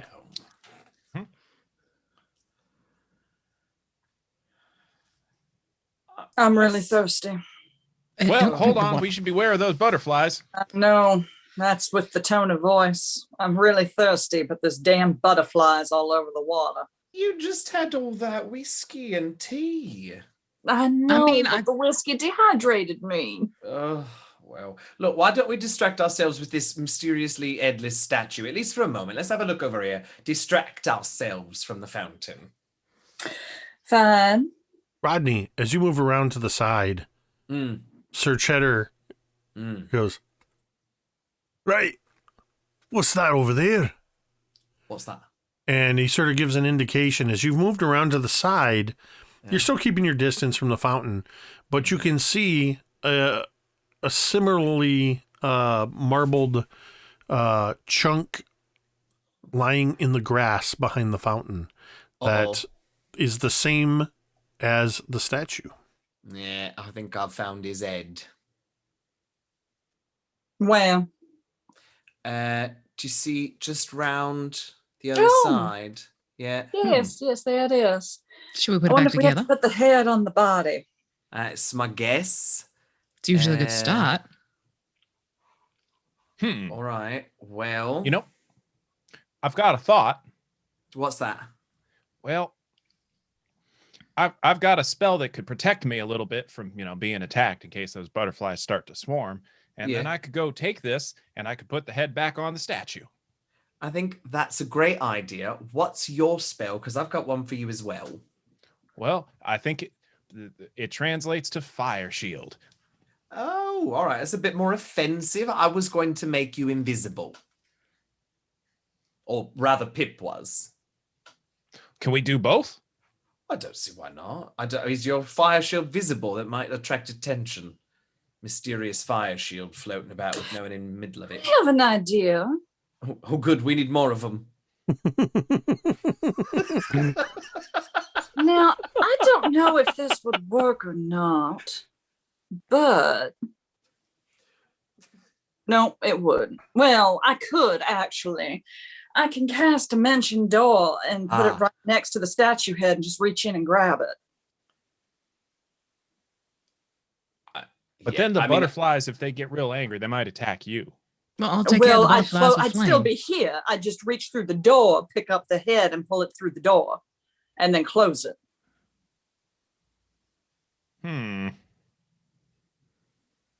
That sounds awfully dangerous there, Teddy. Oh, it's fine. Well, I'm fine with that. I'm also fine making someone invisible. I'm also, how big does the head look? I mean, if it's marble, it's going to be heavy. Yeah, that's true. It's about the size of a human head. The human head weighs 8 pounds. Unless it's made of marble, then it weighs twice. Yeah. Well, twice that's not too bad. Okay. Under 20 pounds of marble. Yeah, well, I mean, I'm quite quiet when I need to be. And I could probably carry a 16-pound head. But then the head would be visible, wouldn't it? That's an interesting point, yeah. I just love D&D for those kinds of out of context statements. I I could probably carry a 16-pound head. But then the head would be visible, wouldn't it? What? Nothing to see here. That Or is is there? a fair point. But if I were to... Why don't we run the Got it. We combine the plans and we'll both be invisible. We'll go and grab the head, and then from there you can dimension door us back. But I'm really worried about you just sticking your hand through. Dimension doors are a funny thing. I don't want to see without an arm, Teddy. All right, that's fine by me. Traveling around all of England tonight. That sounds fine to me. All right. How about to you two? Wherever you are. Well, it's worth a shot. We're just going to be standing by, and hopefully we don't have to harm any I'll of be these at pretty the ready in butterflies. case the butterflies go a little berserker. Well, and we'll be sure to bring him towards the fire shield and all of that if it does. Well, that's around me. See, I become sort of the fire shield, and anything that hits me gets burned. Well. And I'll just throw flames at them. All right. All right. So, what does Pip do when I cast invisibility on both of us? Gods.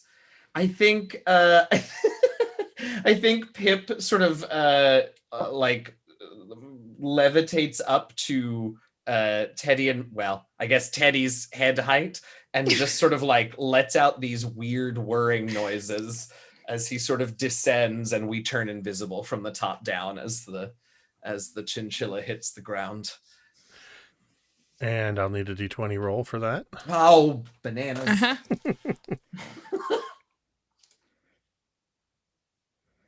Y'all, okay. On this dice set, on this digital dice set, the 1s and the 7s look very familiar, and I really thought I'd rolled it again for a second, but I didn't. I rolled a 7. So no wild surge. That's good. No. So you turned you and Teddy invisible. Teddy invisible, yes. Okay. Now we'll creep over towards the head that we think we found. It occurs to me now that we haven't actually confirmed that it is in fact the head, but anyway. I'm sure it's fine. All right. So you creep over. I will need a stealth check with advantage. All right. Oh dear, let's see what I get for stealth. That's a 19 for me. I'm pulling it up. Okay, well, it's not as bad as my paladins. 16 for me. All right. Well, let's see. I'm also going to roll. I'm using my Jasper's Game Day 2021 dice. Yay! Well, That's a 3 on the die, so Okay, great. you are I was undetected. ready to use a domain die anyway, so it's fine. You are undetected. Huzzah! And you yeah. get there, and you see lying in the grass the head of a woman made of marble. Was it a female body? I think it was, and I misgendered it. I'm Mhm. sorry. To be honest, I did not clarify. Okay. I realized I didn't clarify because nobody actually walked up to look that closely at the statue. That's true. We noticed this Yeah. long before we got real close to it. But yes, it is a human woman's head, or Okay. rather a human woman's head carved out of marble. Okay. I will go to grab it, and right before I do, I will look to Teddy to be sure she's ready with the dimension door for And us. you will see nothing because she's invisible. Right, and she will see nothing because I am invisible, and I'm so I'll going say... to, as we walk Nonverbal over, communication doesn't work well when you're No, as we invisible. walk over, Correct. I'm going to place my hand on his shoulder. Ha! Oh!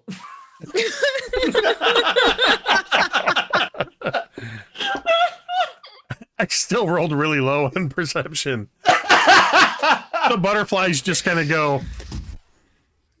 Right? I'm gonna kind of push him to pick up the head and squeeze his shoulder. 1, 2, Teddy, and then on 3, I'm before going you- to cast Dimension Door. Before you cast Dimension Door, I need a Wisdom saving throw because you're Ah! really close to that water Oh, that was no. you were so thirsty for. Mm. Oh Oh no. no. She's got a thirst. I have 36 domain dice. Just do Okay. it again. Remember that. All right, this was a Wisdom save. Yes. Okay. 36 of them. Come on. Right? 21. All right. All right, you cast a Dimension Door without being desperately enticed by the water. And in that exact instant, you do both become, or you become visible because you cast a spell. But Right. in that same instant, you are through the door. And are you headed, like, appearing right back over where the others are? Out of sight where the others are. Like out of line of sight of the butterflies. Okay. Oh, hang on. I mean, you can move up to 500 feet. I'm still here. I'm Oh. still here. I'm like, this is intense. Hang on. Don't set the building on fire. Please. Well, we're going to Dimension Door back over there-ish. Yes, seems. something-ish. What are BB and Timothy doing in those few moments while they're walking over to get the head? Basically just keeping an eye on the butterflies to make sure nothing starts flying or, I guess, attacking. Mm-hmm. Do butterflies attack? Getting ready to sort of flame on with Singe some wings. I love it. A bog troll tells you to beware of the butterflies, and you have never been so cautious around anything in this Truly. forest. Around literally You anything, liked my including a joke. bog troll. Right? well, he was just misunderstood. Sure. All Give me the right. benefit of the doubt. So you appear over on the other side. You have the head of the statue. What are you going to do with it? Now we gotta take it over to the statue and put it on. Well, it is much too high for you to reach from the ground, Well, not Rodney. me. I mean, attempt any to of put it my up there by capable I friends. change shape to be the bog troll and attempt to put the head on the body. As you hand it up, the head over to, to Theodora, Rodney, you notice the etched name, or rather engraving, on the base of the statue that says, "Beloved Arpistus." Arpistus. We know. Have we heard that name? I don't think so. Maybe not.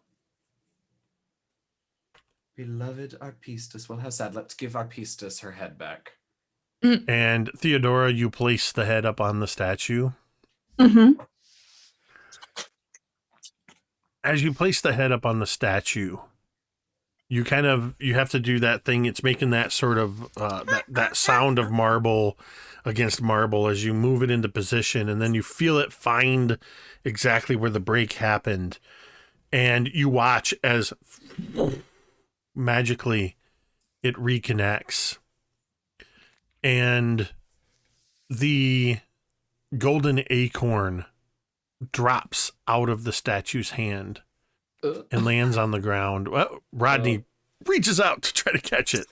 But like I'm on the wrong side. I'm nowhere near it. It's Rodney. I mean, So Rodney goes like this, and then slightly out of focus, 6 feet away. Exactly. It's just I saw it. Oh, well. All right. In that same moment, the butterflies begin swirling in an agitated manner, and then they disperse and fly away. So you do not have to deal with the greater death butterfly swarm. Stop it. okay. See, sometimes you have to believe the troll. Stop That is it. exactly what this was. Right there in green and white. Greater death butterfly. It's like the Yes. exploding toads. It's like the exploding toads all over again. Yes. Greater Death Butterfly Swarm is probably my favorite metal band name. Theodora sashays over to the fountain and has a nice cool drink. All right. You take a But drink does she die? of water, and I would like you to roll a d6. Uh-huh. There Okay. it is. I figured Uh-huh. something terrible was going to happen, but I like to live dangerously. Mm. That's She a drinks her 4. whiskey neat and her water dangerously. Theodora, as you are That sums sipping up. this delicious, cool water, you've never tasted something so cold and sweet that didn't have an alcohol level to it. And the rest of you notice that Theodora's feet are not touching the ground. Theodora, until nightfall, you have a fly speed equal to your walking speed. Oh, Oh, Well, nice. that's a really neat trick there, Teddy. well, shit. Oh. Well, should I try some Nice. of that water too? That seems nifty. Why not? Are you thirsty? It's very tasty. Well, no, but I would like to fly. This might be the best water I've ever drank. Well, that sounds neat. I'm gonna go over there and I take a sip. In fact, just big old handful and just Roll a d6. My God. okie dokie. That's a 5. Bibi looks over to Rodney. This is why we don't drink strange things. Timothy, what kind of Yeah. armor are you wearing? Oh, no. Plate, isn't it? Replaceable kind. Well, I'm wearing scale mail.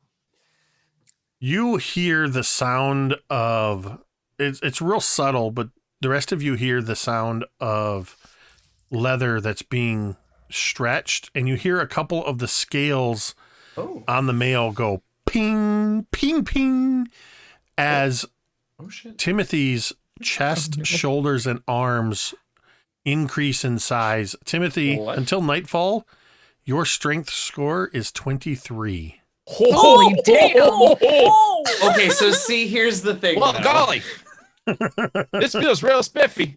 Hey, I'll tell you what. Hey, everybody, I'm gonna do some push-ups. I feel like I can do some push-ups. You look like you could too there, kiddo. Hey, no, this is really neat. How do I lift Timothy some- suddenly sounds like, hey, this is really neat. I'm just kidding. Theodora's gonna go and like climb to stand on his back, but just kind of hover over him while he's doing push-ups. Oh no, wait! This is going to be a nifty trick. Here, Teddy, hold on. And I Yes. try and put one-handed, push Teddy up, bring her down, push her up, bring her down. We could join the circus. You are the circus, my dears. Oh, excellent. If anybody else would like to I'm gonna- take a drink, Mhm. you roll. I'm gonna look up at BB and just sort of sheepishly say, Bianca Beltane, you can't possibly judge me for this, and run over and take a drink. All right. All right. And I'll let you decide, Rodney, if Sir Cheddar joins you. But roll me a d6. Okay. Actually, you know what? Why don't you roll an insight check for Sir Cheddar for me? Oh, for Sir Cheddar, yes. Hold, please. Okay. Where are my d20s? Here we go. That is a 19. Sir Cheddar doesn't take a drink, but he says, no, that's all right. Go ahead. Yeah. I am being of the Fey nature. There's sort of I don't know what could happen. It could be volatile, but you should be fine. Well, wait, okay. Sir Cheddar. Sir Cheddar takes a step backwards. I'm just kidding. Roll. I got it. Oh, I love it. Yep, roll a d6. I got a 2 on the d6. Rodney, as you drink this delicious water, you look around at your friends and you seem to almost have a sense for what they're going to do right before they do it. It's not a precognition. It's just that you can kind of read their body language. It's almost as if you're moving just a little bit quicker. You, until nightfall, have advantage on all initiative rolls. Nice. All right. This presumes that I ever want to go first in a fight, but sure. Baby, come have a sip. Oh. All right. Throw me, Miss fine. Baby. Look at this. Baby will go over and she'll like Wild. dip her finger into the water and like just do a quick little taste of it type of thing. Like she won't glug it down. All right. Give me a d6 roll. Oh, I got a 6.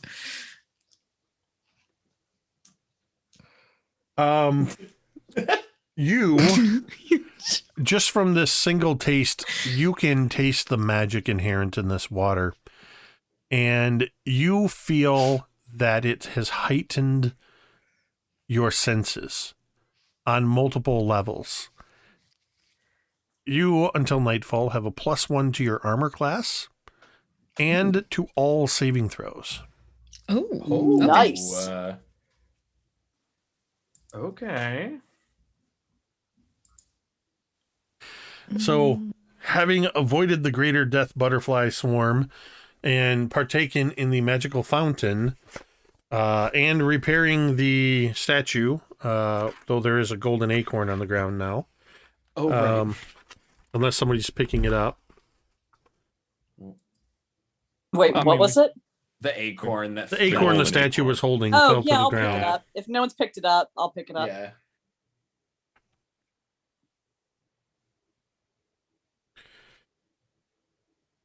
All right.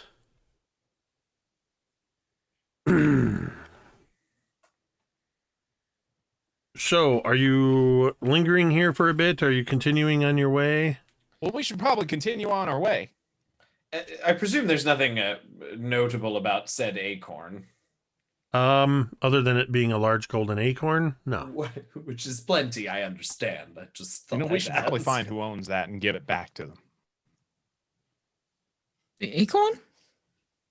Well, I mean, if I lost something like that, I would certainly want somebody to bring it back to me. Is there an obvious sort of path forward from this place?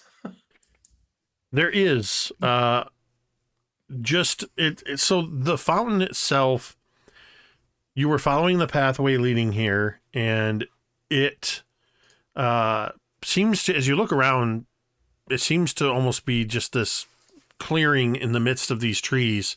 Mm-hmm.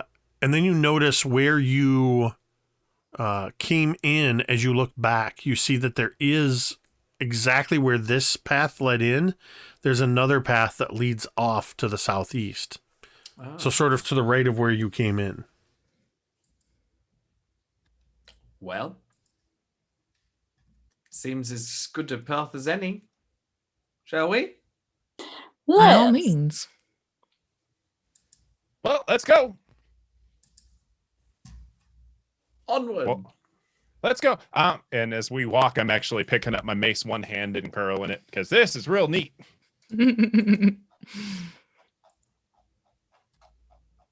Yeah. All right. So you continue along until you reach eventually another clearing.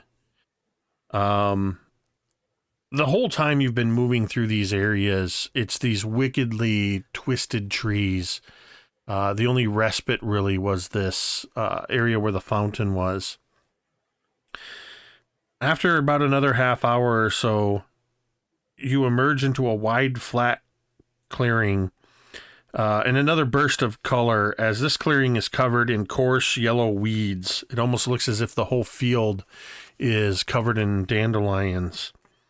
But that is not the most surprising thing that you see here, as there is a pile of slick, fresh bones near the edge of the northern tree line. Who knew? Yep, those are fresh. They're about 20 feet or so from where you entered this clearing. As you're looking over there, you suddenly see in the air above the pile, out of nowhere, appears a large femur bone that drops into the pile with a clatter. No. A few moments later, another bone.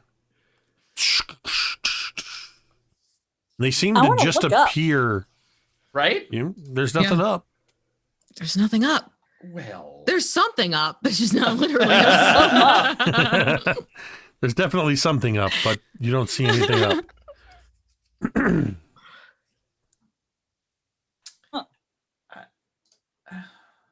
I should have taken C invisible. That's just they're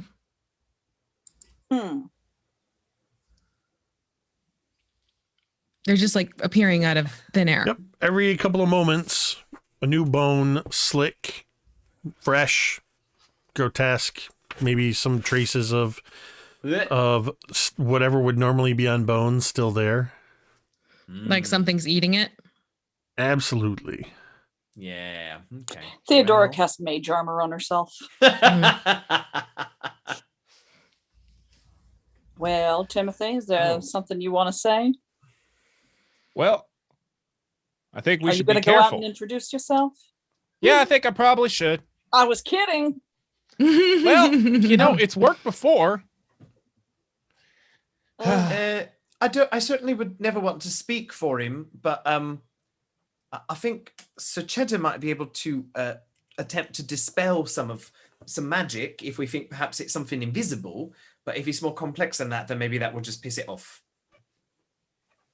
Well, probably not a bad. Well, Yeah, I don't know. Exactly, right? It seems like a good idea until it doesn't. Well, I could do it.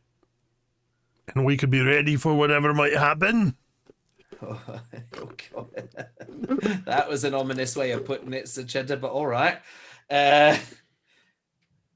What do we think, crew? I mean, why the hell not? We're going to talk to it? Okay. I don't have any other ideas.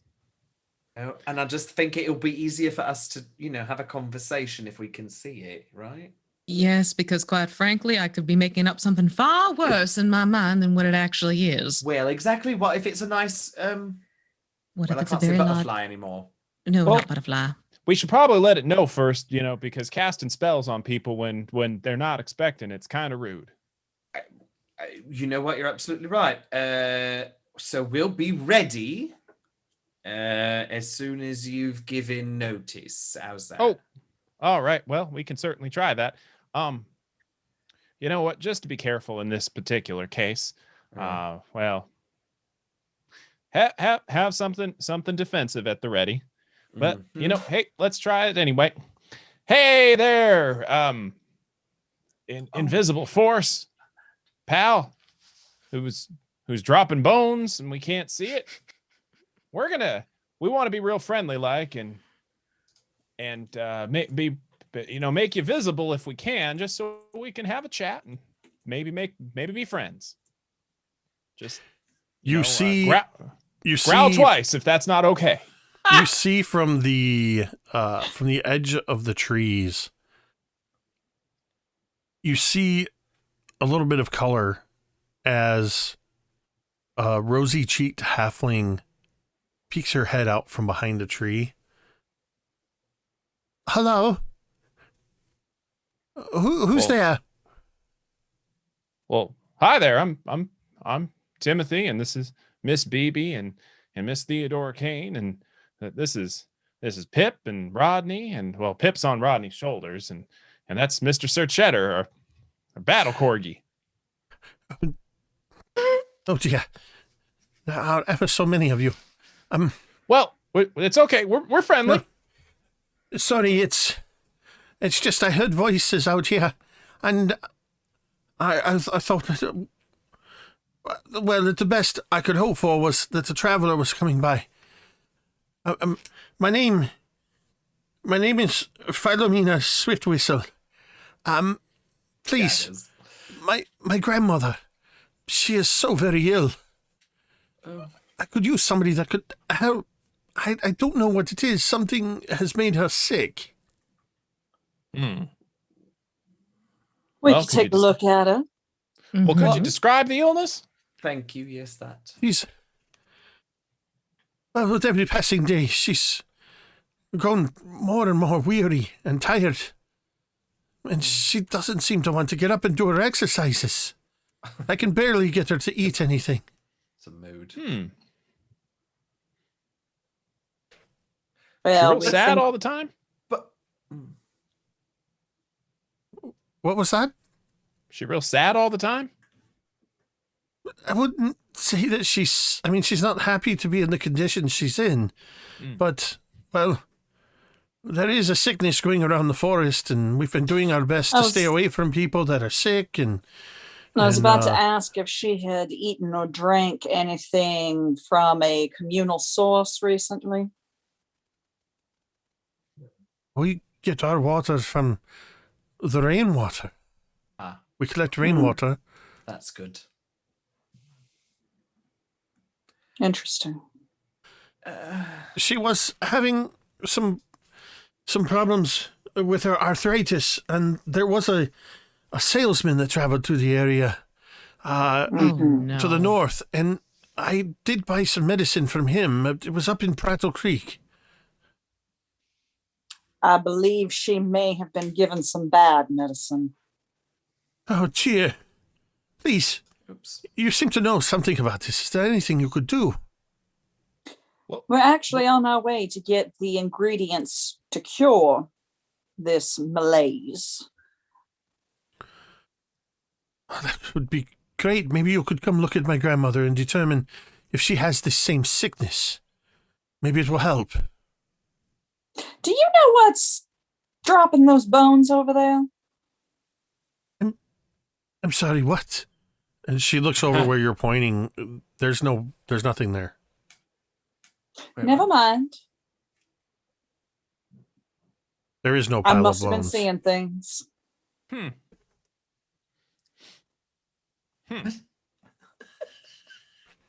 What? Well, hey, there, gnome friend. What? Philomena Swift Weasel. Swift Whistle. Swift Whistle. I am so sorry for calling you by the wrong name. Swift Weasel? Is that what- I'm sorry for calling you by the wrong name. There, Philomena. Swift Weasel? Swift Whistle. That I apologize. But we saw a pile of bones here just a second ago, Oh, dear. and we all saw it. Clear as day. I don't know what to tell you. It's other than that it's this forest. Ever since what befell. What's your grandmother's name? My grandmother's name is Ophelia Swiftwhistle. Insight? Does she have a grandmother? Yeah. Does she have a grandmother? Okay, roll. And She Roll really- insight. Swift whistle. The 16? how about a 21? Even better?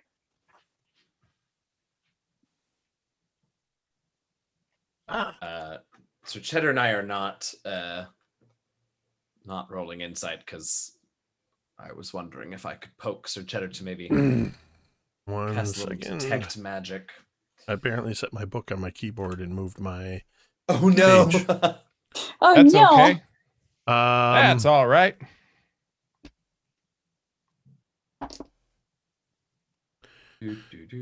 She seems sincere. Okay. You can see. I mean, this whole time she's been talking to you, she's been sort of wringing her hands and Mm-hmm. she's got just. You can see almost like the wetness in her eyes that she's near tears. Seems to be worried about her grandmother. All right. Well, let's go check out Grandma and Ophelia Swiftwhistle. Yes, Time is of that's the his essence. grandmother's We must name. be quick. Remember. Of course, please. It's such a small house, and I don't want anybody to get sick. If just one of you came in, that would be the best. Oh, I don't We're think that's going probably to happen. all right. Yeah, no, I think we're all right together. We tend to like to stick together, and we understand that it's a small place, but as you said, the forest is dangerous. we don't want to travel, and we want to keep together. What are you? That's fine. Please, No, I before didn't we want take you to get another sick. step. Before we Oh. take another step, what are you? I don't understand what you mean. I am Well, I think you Philomena do. Swiftwhistle. I think what I think Teddy you do means is, understand. what's a lovely little halfling like you doing out here in this sort of It's where rather I live. wild place? The forest wasn't always like this. Not until what happened to the Mavka. And what happened to the Mavka? We don't know for certain, but it's said that some great evil befell her and she became twisted and dark, and the forest, of which she was guardian, also became twisted and dark to match her. Well, we've been looking for the Mavka.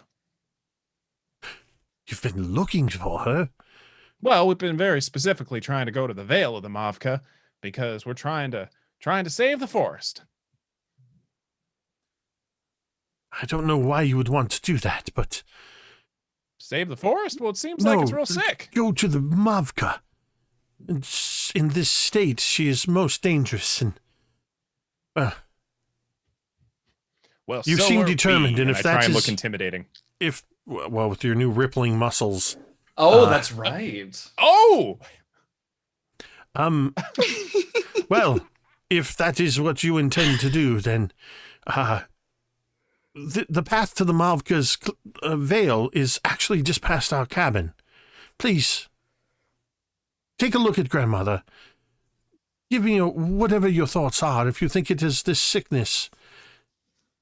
And if it is, then our goals are aligned. If not, then we'll continue to see what herbal remedies we can apply. I'm willing to give Alright. her a look then. I suppose so. All right. Sorry, go ahead. To grandmother's house we go? So help me God if you say over the river or to the woods, Timothy. Well, we don't know we don't know if it's over the river, but it's definitely through the woods. So you're following her? Yes, and as we are, I'm looking for any indication that her form is an illusion because I don't trust this girl. I don't either, and I couldn't tell you a good reason, so I'm not doing like half of the things that I Theodora think is about 'cause naturally hateful, and Yeah, the bones Rodney's disappearing right when not. this girl showed up is too convenient. She may have a grandmother. Her grandmother may be a freaking monster. I mean, no monsters, you know. She When could be have the there Mavka. ever been bad stories about women and grandmothers in the forest? Right? Only that one play I saw. I mean, I've read Stranger. So go ahead and give me a perception roll with advantage as you are following along behind this lovely, innocent woman, Philomena Swiftwhistle. She's leading you along a well-worn path. Oh, well, that didn't go too well. 12. You've got 37 I was domain gonna dice. say. I was gonna say, I'm using the please, domain die. please. Domain dies. That's a 17. All right. There's no indication. You're watching as she steps over roots and moves by things like vines that are moving across the path. You're looking to see if any part of her form is an illusion, if it clips through these items, and you see no indications. She seems to genuinely be a halfling woman. Teddy, how obvious, I guess, is it that you are? Oh, she's suspicious of she's this not lady? concealing the fact that she is totally inspecting this woman and does not trust her. She's Okay. basically the polar opposite of Timothy. I wanna sort of fade back in the group a little bit and just tug on Teddy's, I don't know, sleeve, just to get her to step back a little bit. You hear her voice in your mind. Yes. Oh shit! I can do that too.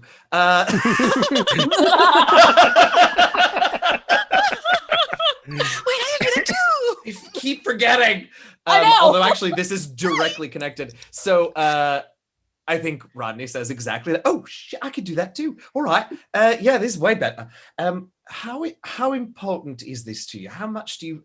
I mean, I have an idea, but I don't think Timothy would like it. But if you're really convinced, I am convinced that either she or this grandmother is not what they seem to be.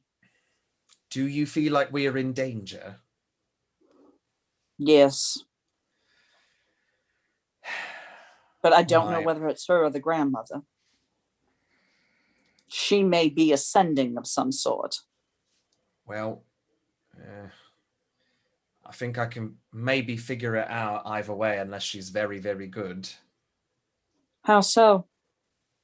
Well, so this is a thing I can do now, but I can also sort of extend it a bit, Oh, if you know what I mean, I do. and receive maybe some things that the person doesn't intend to send. Right. But I feel like we've really, since we started traveling together, the four of us, like we've really made a bit of a sort of unspoken pact that we're going to be responsible with so many of us casting spells here and there and yon. And No, I I agree. don't want to betray anyone's trust, because I do think it's important. But also you think we're in danger. Hold on to it until we meet grandmother. All right. Like I said, I don't know. It's either her or the grandmother. I don't trust it. All right. Well, I'll keep an eye out and I'll be ready with it. All right. And she'll continue walking forward. She's going to Really? yes. I totally forgot I had this ability, so I'm using it right now. Phoebe hears Theodora's voice. So Rodney is going to, when we get to grandmother, if things still seem wrong, Rodney is going to cast a spell to attempt to delve into the mind of grandmother to determine whether she is meaning us weal or woe. Phoebe And just seeing her nod. Yeah, you just see Bibi kind of like do one of her little taps Yeah. on her cheek. So you know And she's got the message. And she will, Timothy will hear Theodora's voice. Timothy, don't panic. Oh. He's gonna panic. He's gonna panic. Now I want you to listen to me. When we get to this house where grandmother is, Rodney is going to use a spell if I still feel like things are hinky, because I feel like things are hinky. And he is going to see whether the grandmother means us weal or woe. out loud. Well, I don't know about this. Shush. Shush. I'm sorry. What was that? Oh, well, the Philomena, that I just, everything seems so strange ever since we came into the woods, and I'm just kind of expressing a little bit of disbelief. There's been a lot of weird goings on. Nice cover, Timothy. Make me a quick deception check. I imagine Timothy's amazing at these.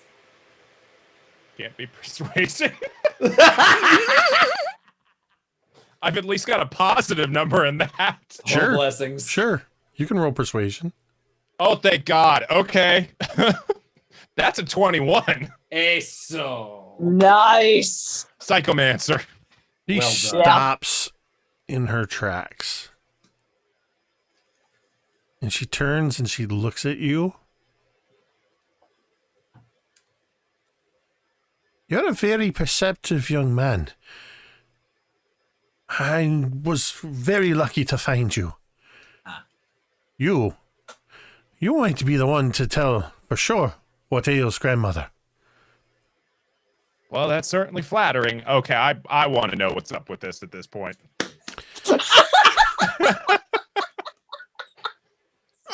She's being awfully complimentary. I'm not used to that. Your new That muscles is are giving you a new nude. boldness. Right? No, this is, I usually feel coddled. This is a little weird. Something's not adding up. Right. I want to know what's going on behind this little gnome halfling, Halfling. little halfling's brain. I want to know what's going on here. Right. It's just up here, around the bend. She turns and continues walking. And after a few moments, you come around a little bend in the path, and sure enough, there is a small cottage in the woods. It's kind of ramshackle. It's seen better days. It is a very small place. It's halfling sized, it seems. Please, as I told you, it could be difficult for all of you.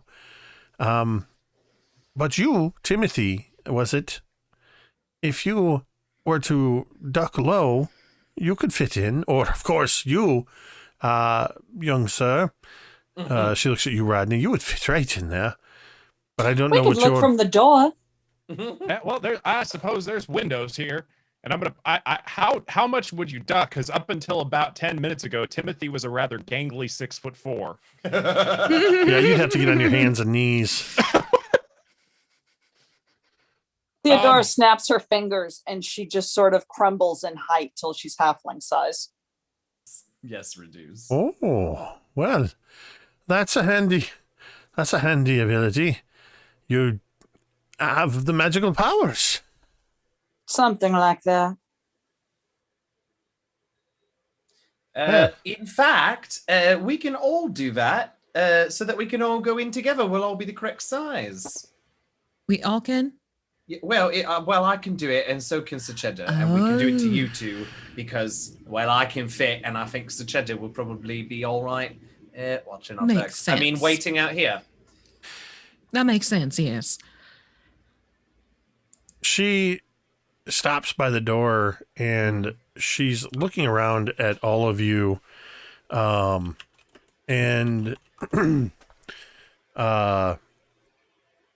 She's looking at your newly reduced size.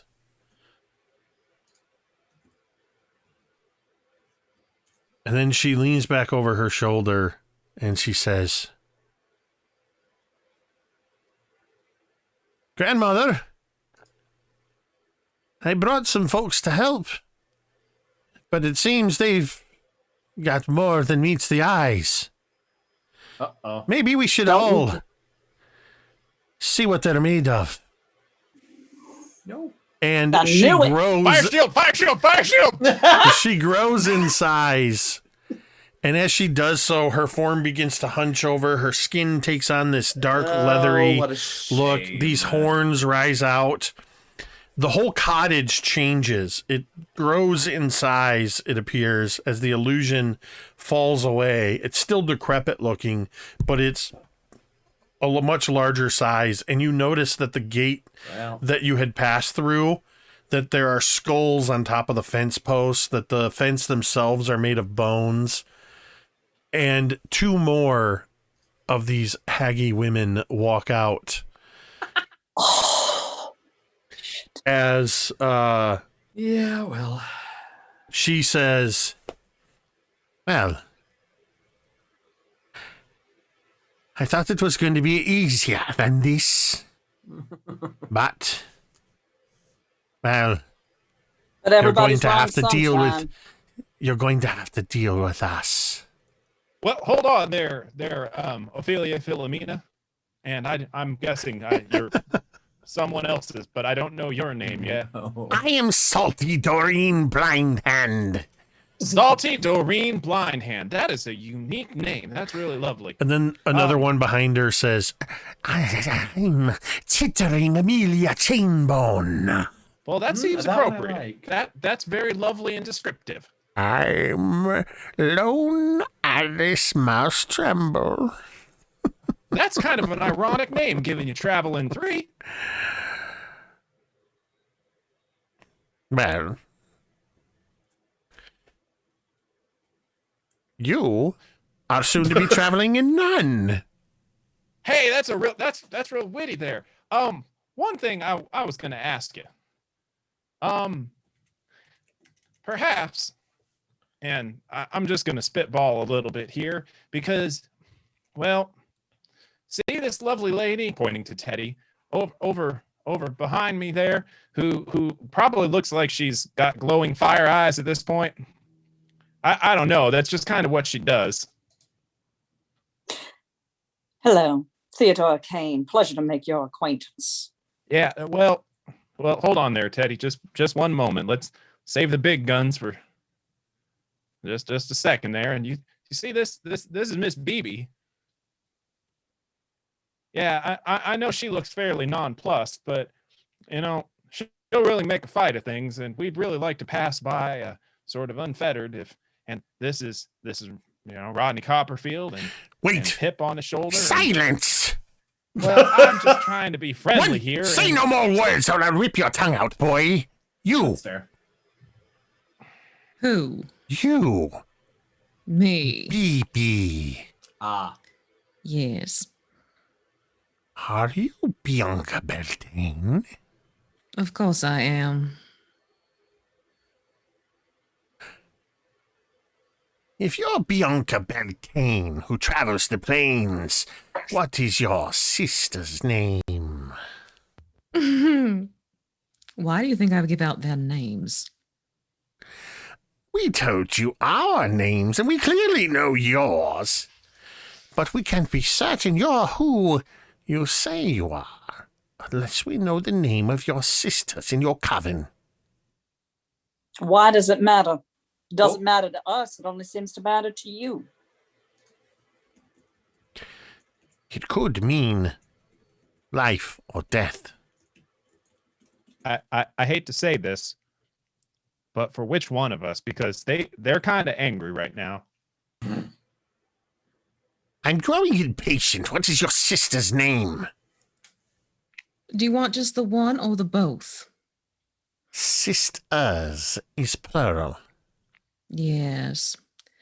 Or Well. possessive. or both. Sorry. I am of the sisters 3. Of great many powers have we. On houses they like to run around, while mine stays on solid ground. I am Bianca, the other Yaga, the last Lasaga. Of the 3 we are, known around.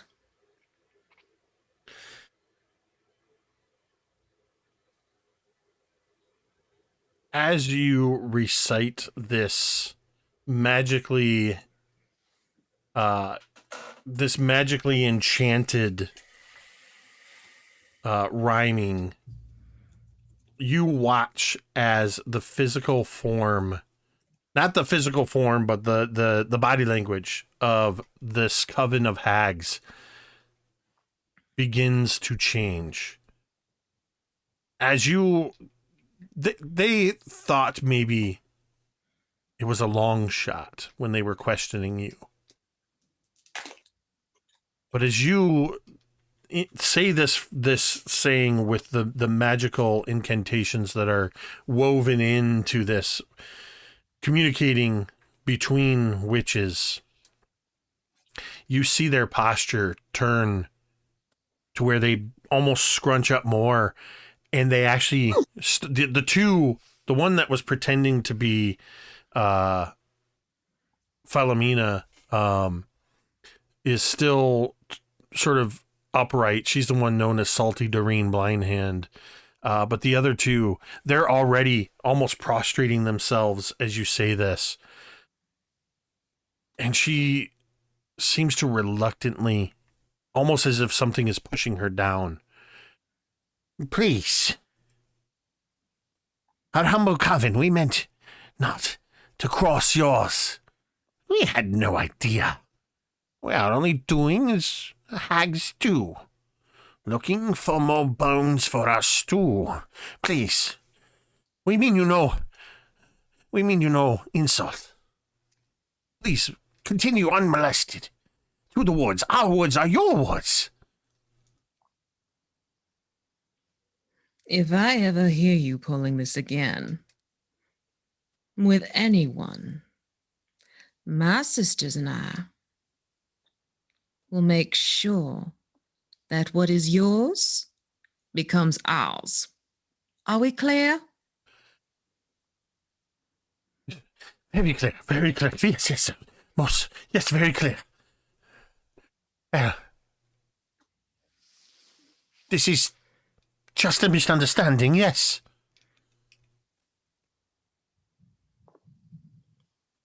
You're being watched, and I don't take that lightly. No, of course not. Please. We wish only the best for you and your sisters. We will take our leave of this realm now. Hey, wait a minute there. Salty, chittering, and lone. They sort of, as you talk, they sort of... Well, you're just proving my point here. You're being mean, and it's unnecessary, and I'm disappointed. And I walk away. They begin to, staying low and sort of bowing, not turning their back to you, BB. They begin to move back towards the house, and they seem to sort of meld into shadow. After a moment, the whole cottage sort of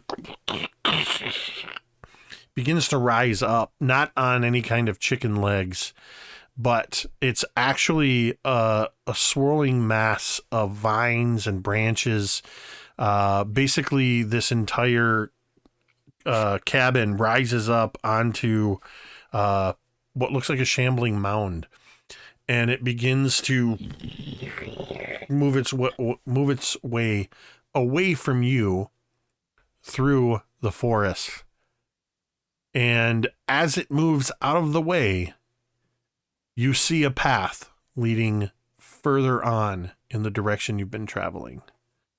And that is where we are going to end tonight's session. As I just realized we ran a little bit longer than we normally do. Oh, jeez. Oh, wow. That's awesome. That was fabulous. I thought for sure there was no way you were either going to actually go to the hags, or if you did, there was no way you were going to be able to avoid combat. But because of already essentially BB in talking to the Raven, you sort of voiced you had this communication and essentially put your name on the wind, as it were. And being that there were other hags in the area, they sort of sensed that but weren't certain. And it felt right that your particular coven would carry a lot of weight given who your sisters are. So, no, that was a lot of fun. I love this group. Every time I think, okay, there's no way they're going to get past a troll. A troll is just going to, but sweet, innocent Timothy turns, And again.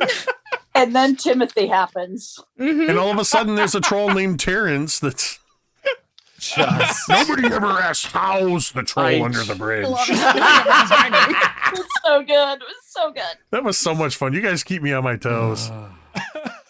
But you guys, in 2 weeks, it's our last session. No.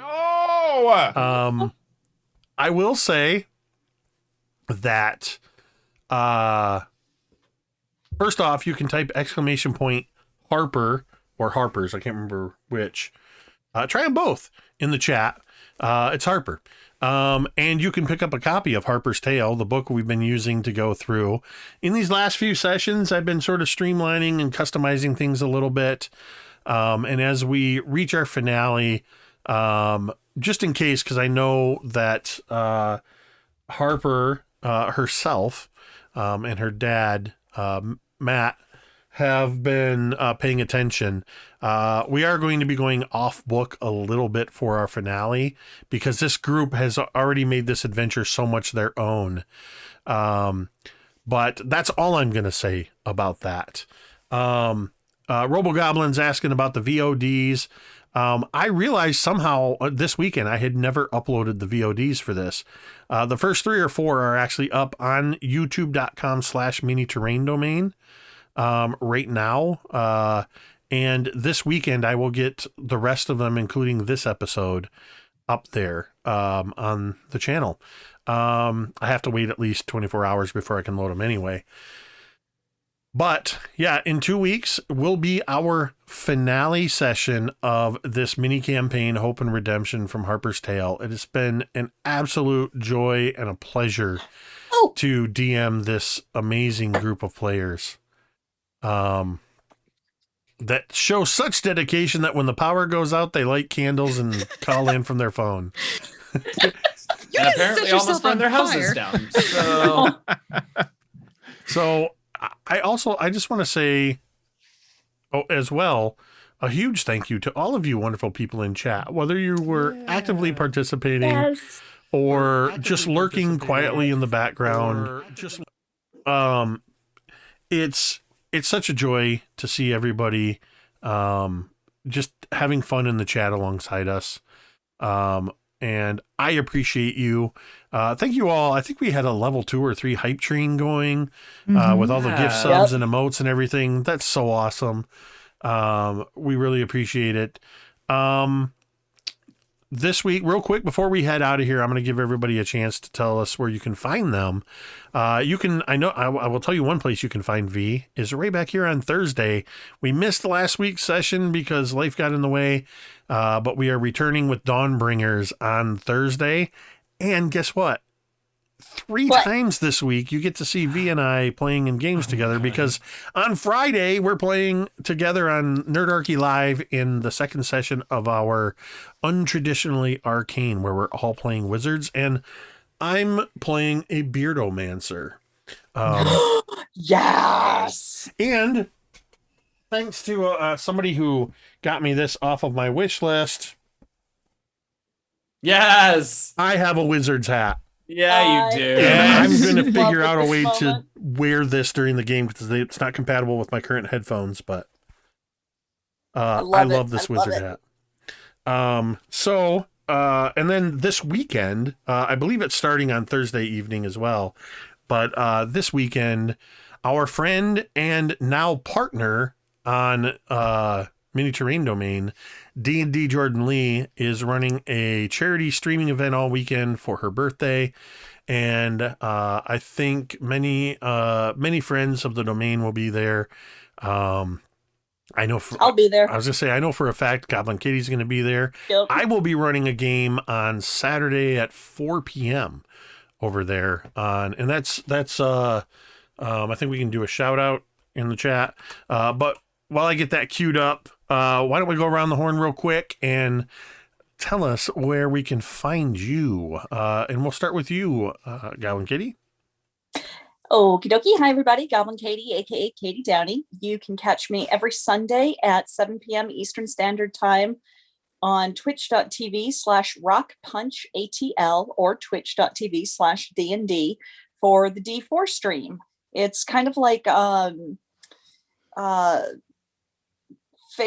meets Call of Cthulhu, I guess would be a good way to put it. And you can catch me there, or you can catch me on the Stellar Arcanum podcast, which we're getting ready to put out some new content. So it's a good time to get in on that. And that's available on all major podcasting services. And this Friday night and Saturday night at 8 p.m., you can catch me on D&D Jordan Lee on Twitch, twitch.tv/D&D Jordan Lee, in the fundraiser for Colors of Change. And that's a charity that benefits righting injustices throughout the world, especially for the Black community. And it's going to be an awesome time. The games are going to be amazing. I am super stoked for it. So I hope to see you there. Oh, and on Sunday, almost forgot, Sunday at 11 a.m. Eastern Standard Time, you can catch me and D&D Jordan Lee playing classic World of Warcraft while we hang out and chat and love on everybody who comes by to say hi. And that's Classic Brunch.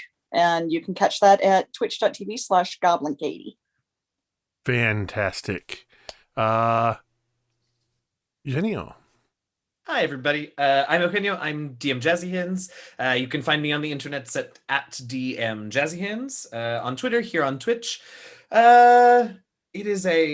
It was a marathon, and now I mercifully am a little bit lighter, which means pretty much except for here in 2 weeks and Sundays over on Rivals of Waterdeep at 1 Eastern, 10 a.m. Pacific, 6 p.m. GMT. So that's every Sunday. You can find me there here in 2 weeks. And other than that, just on my channel on Tuesday and Thursday afternoons and Friday evenings, playing Dragon Age on Tuesdays and Thursdays. And this Friday, my channel enjoys it when I get startled by things in video games. So Yes. I will be playing Phasmophobia on Friday. Nice. With one of my wonderful community members and mods, Fluffy Snowfall, who bought me Phasmophobia for my birthday because she thought it'd be funny. So she and I are going to play together on Friday, and I'll make all kinds of funny noises and faces and stuff. So come hang out for that, I guess. Fluffy is amazing. I got to DM a game with Fluffy with the Talon and Claw crew a couple months ago over on Talon and Claw. So, yeah. Big fan. Oh, Big yeah. fan. I'm very excited about Friday. So, Also yourself very on fire. nervous. No, I just heard beeps. Nope. Nope. Oh, Nope. That's your hopes up. False alarm. It's a lovely Come on. view of your lamp, though. all right, well, Dr. B. Oh. Hey, She's it done is Hey! power. and Dr. B said, "Let there be light," Oh, dear and God. there was, and it was And good. there was. And we'll never hear the end of The it. B stands for blasphemy. B stands for blasphemy. Oh, God. I'm Dr. B, or Raphael Bocomazo. I'm the clinical director over at Take This. If you don't follow us on Twitter and Facebook, make sure to do so. We're the first mental health nonprofit to serve the game community, and we are big fans of everybody over at Jasper's. In fact, I got my set of Jasper's dice right here. That's what I was using tonight.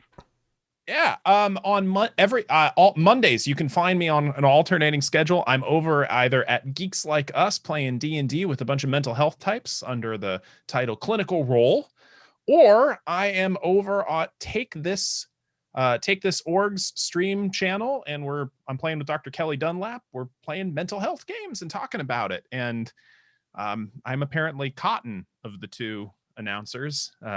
It's sure do love pumpkins. Mhm. But Mhm. and then on Tuesday mornings Sure. at 11 a.m. Pacific, you can find me on the Codename Entertainment stream with Mitra Jordan and Trevor Bettis talking about mental health for champions of psychology. And for one more session, you can find me here on Tuesday nights. All right, and last but certainly not least, V.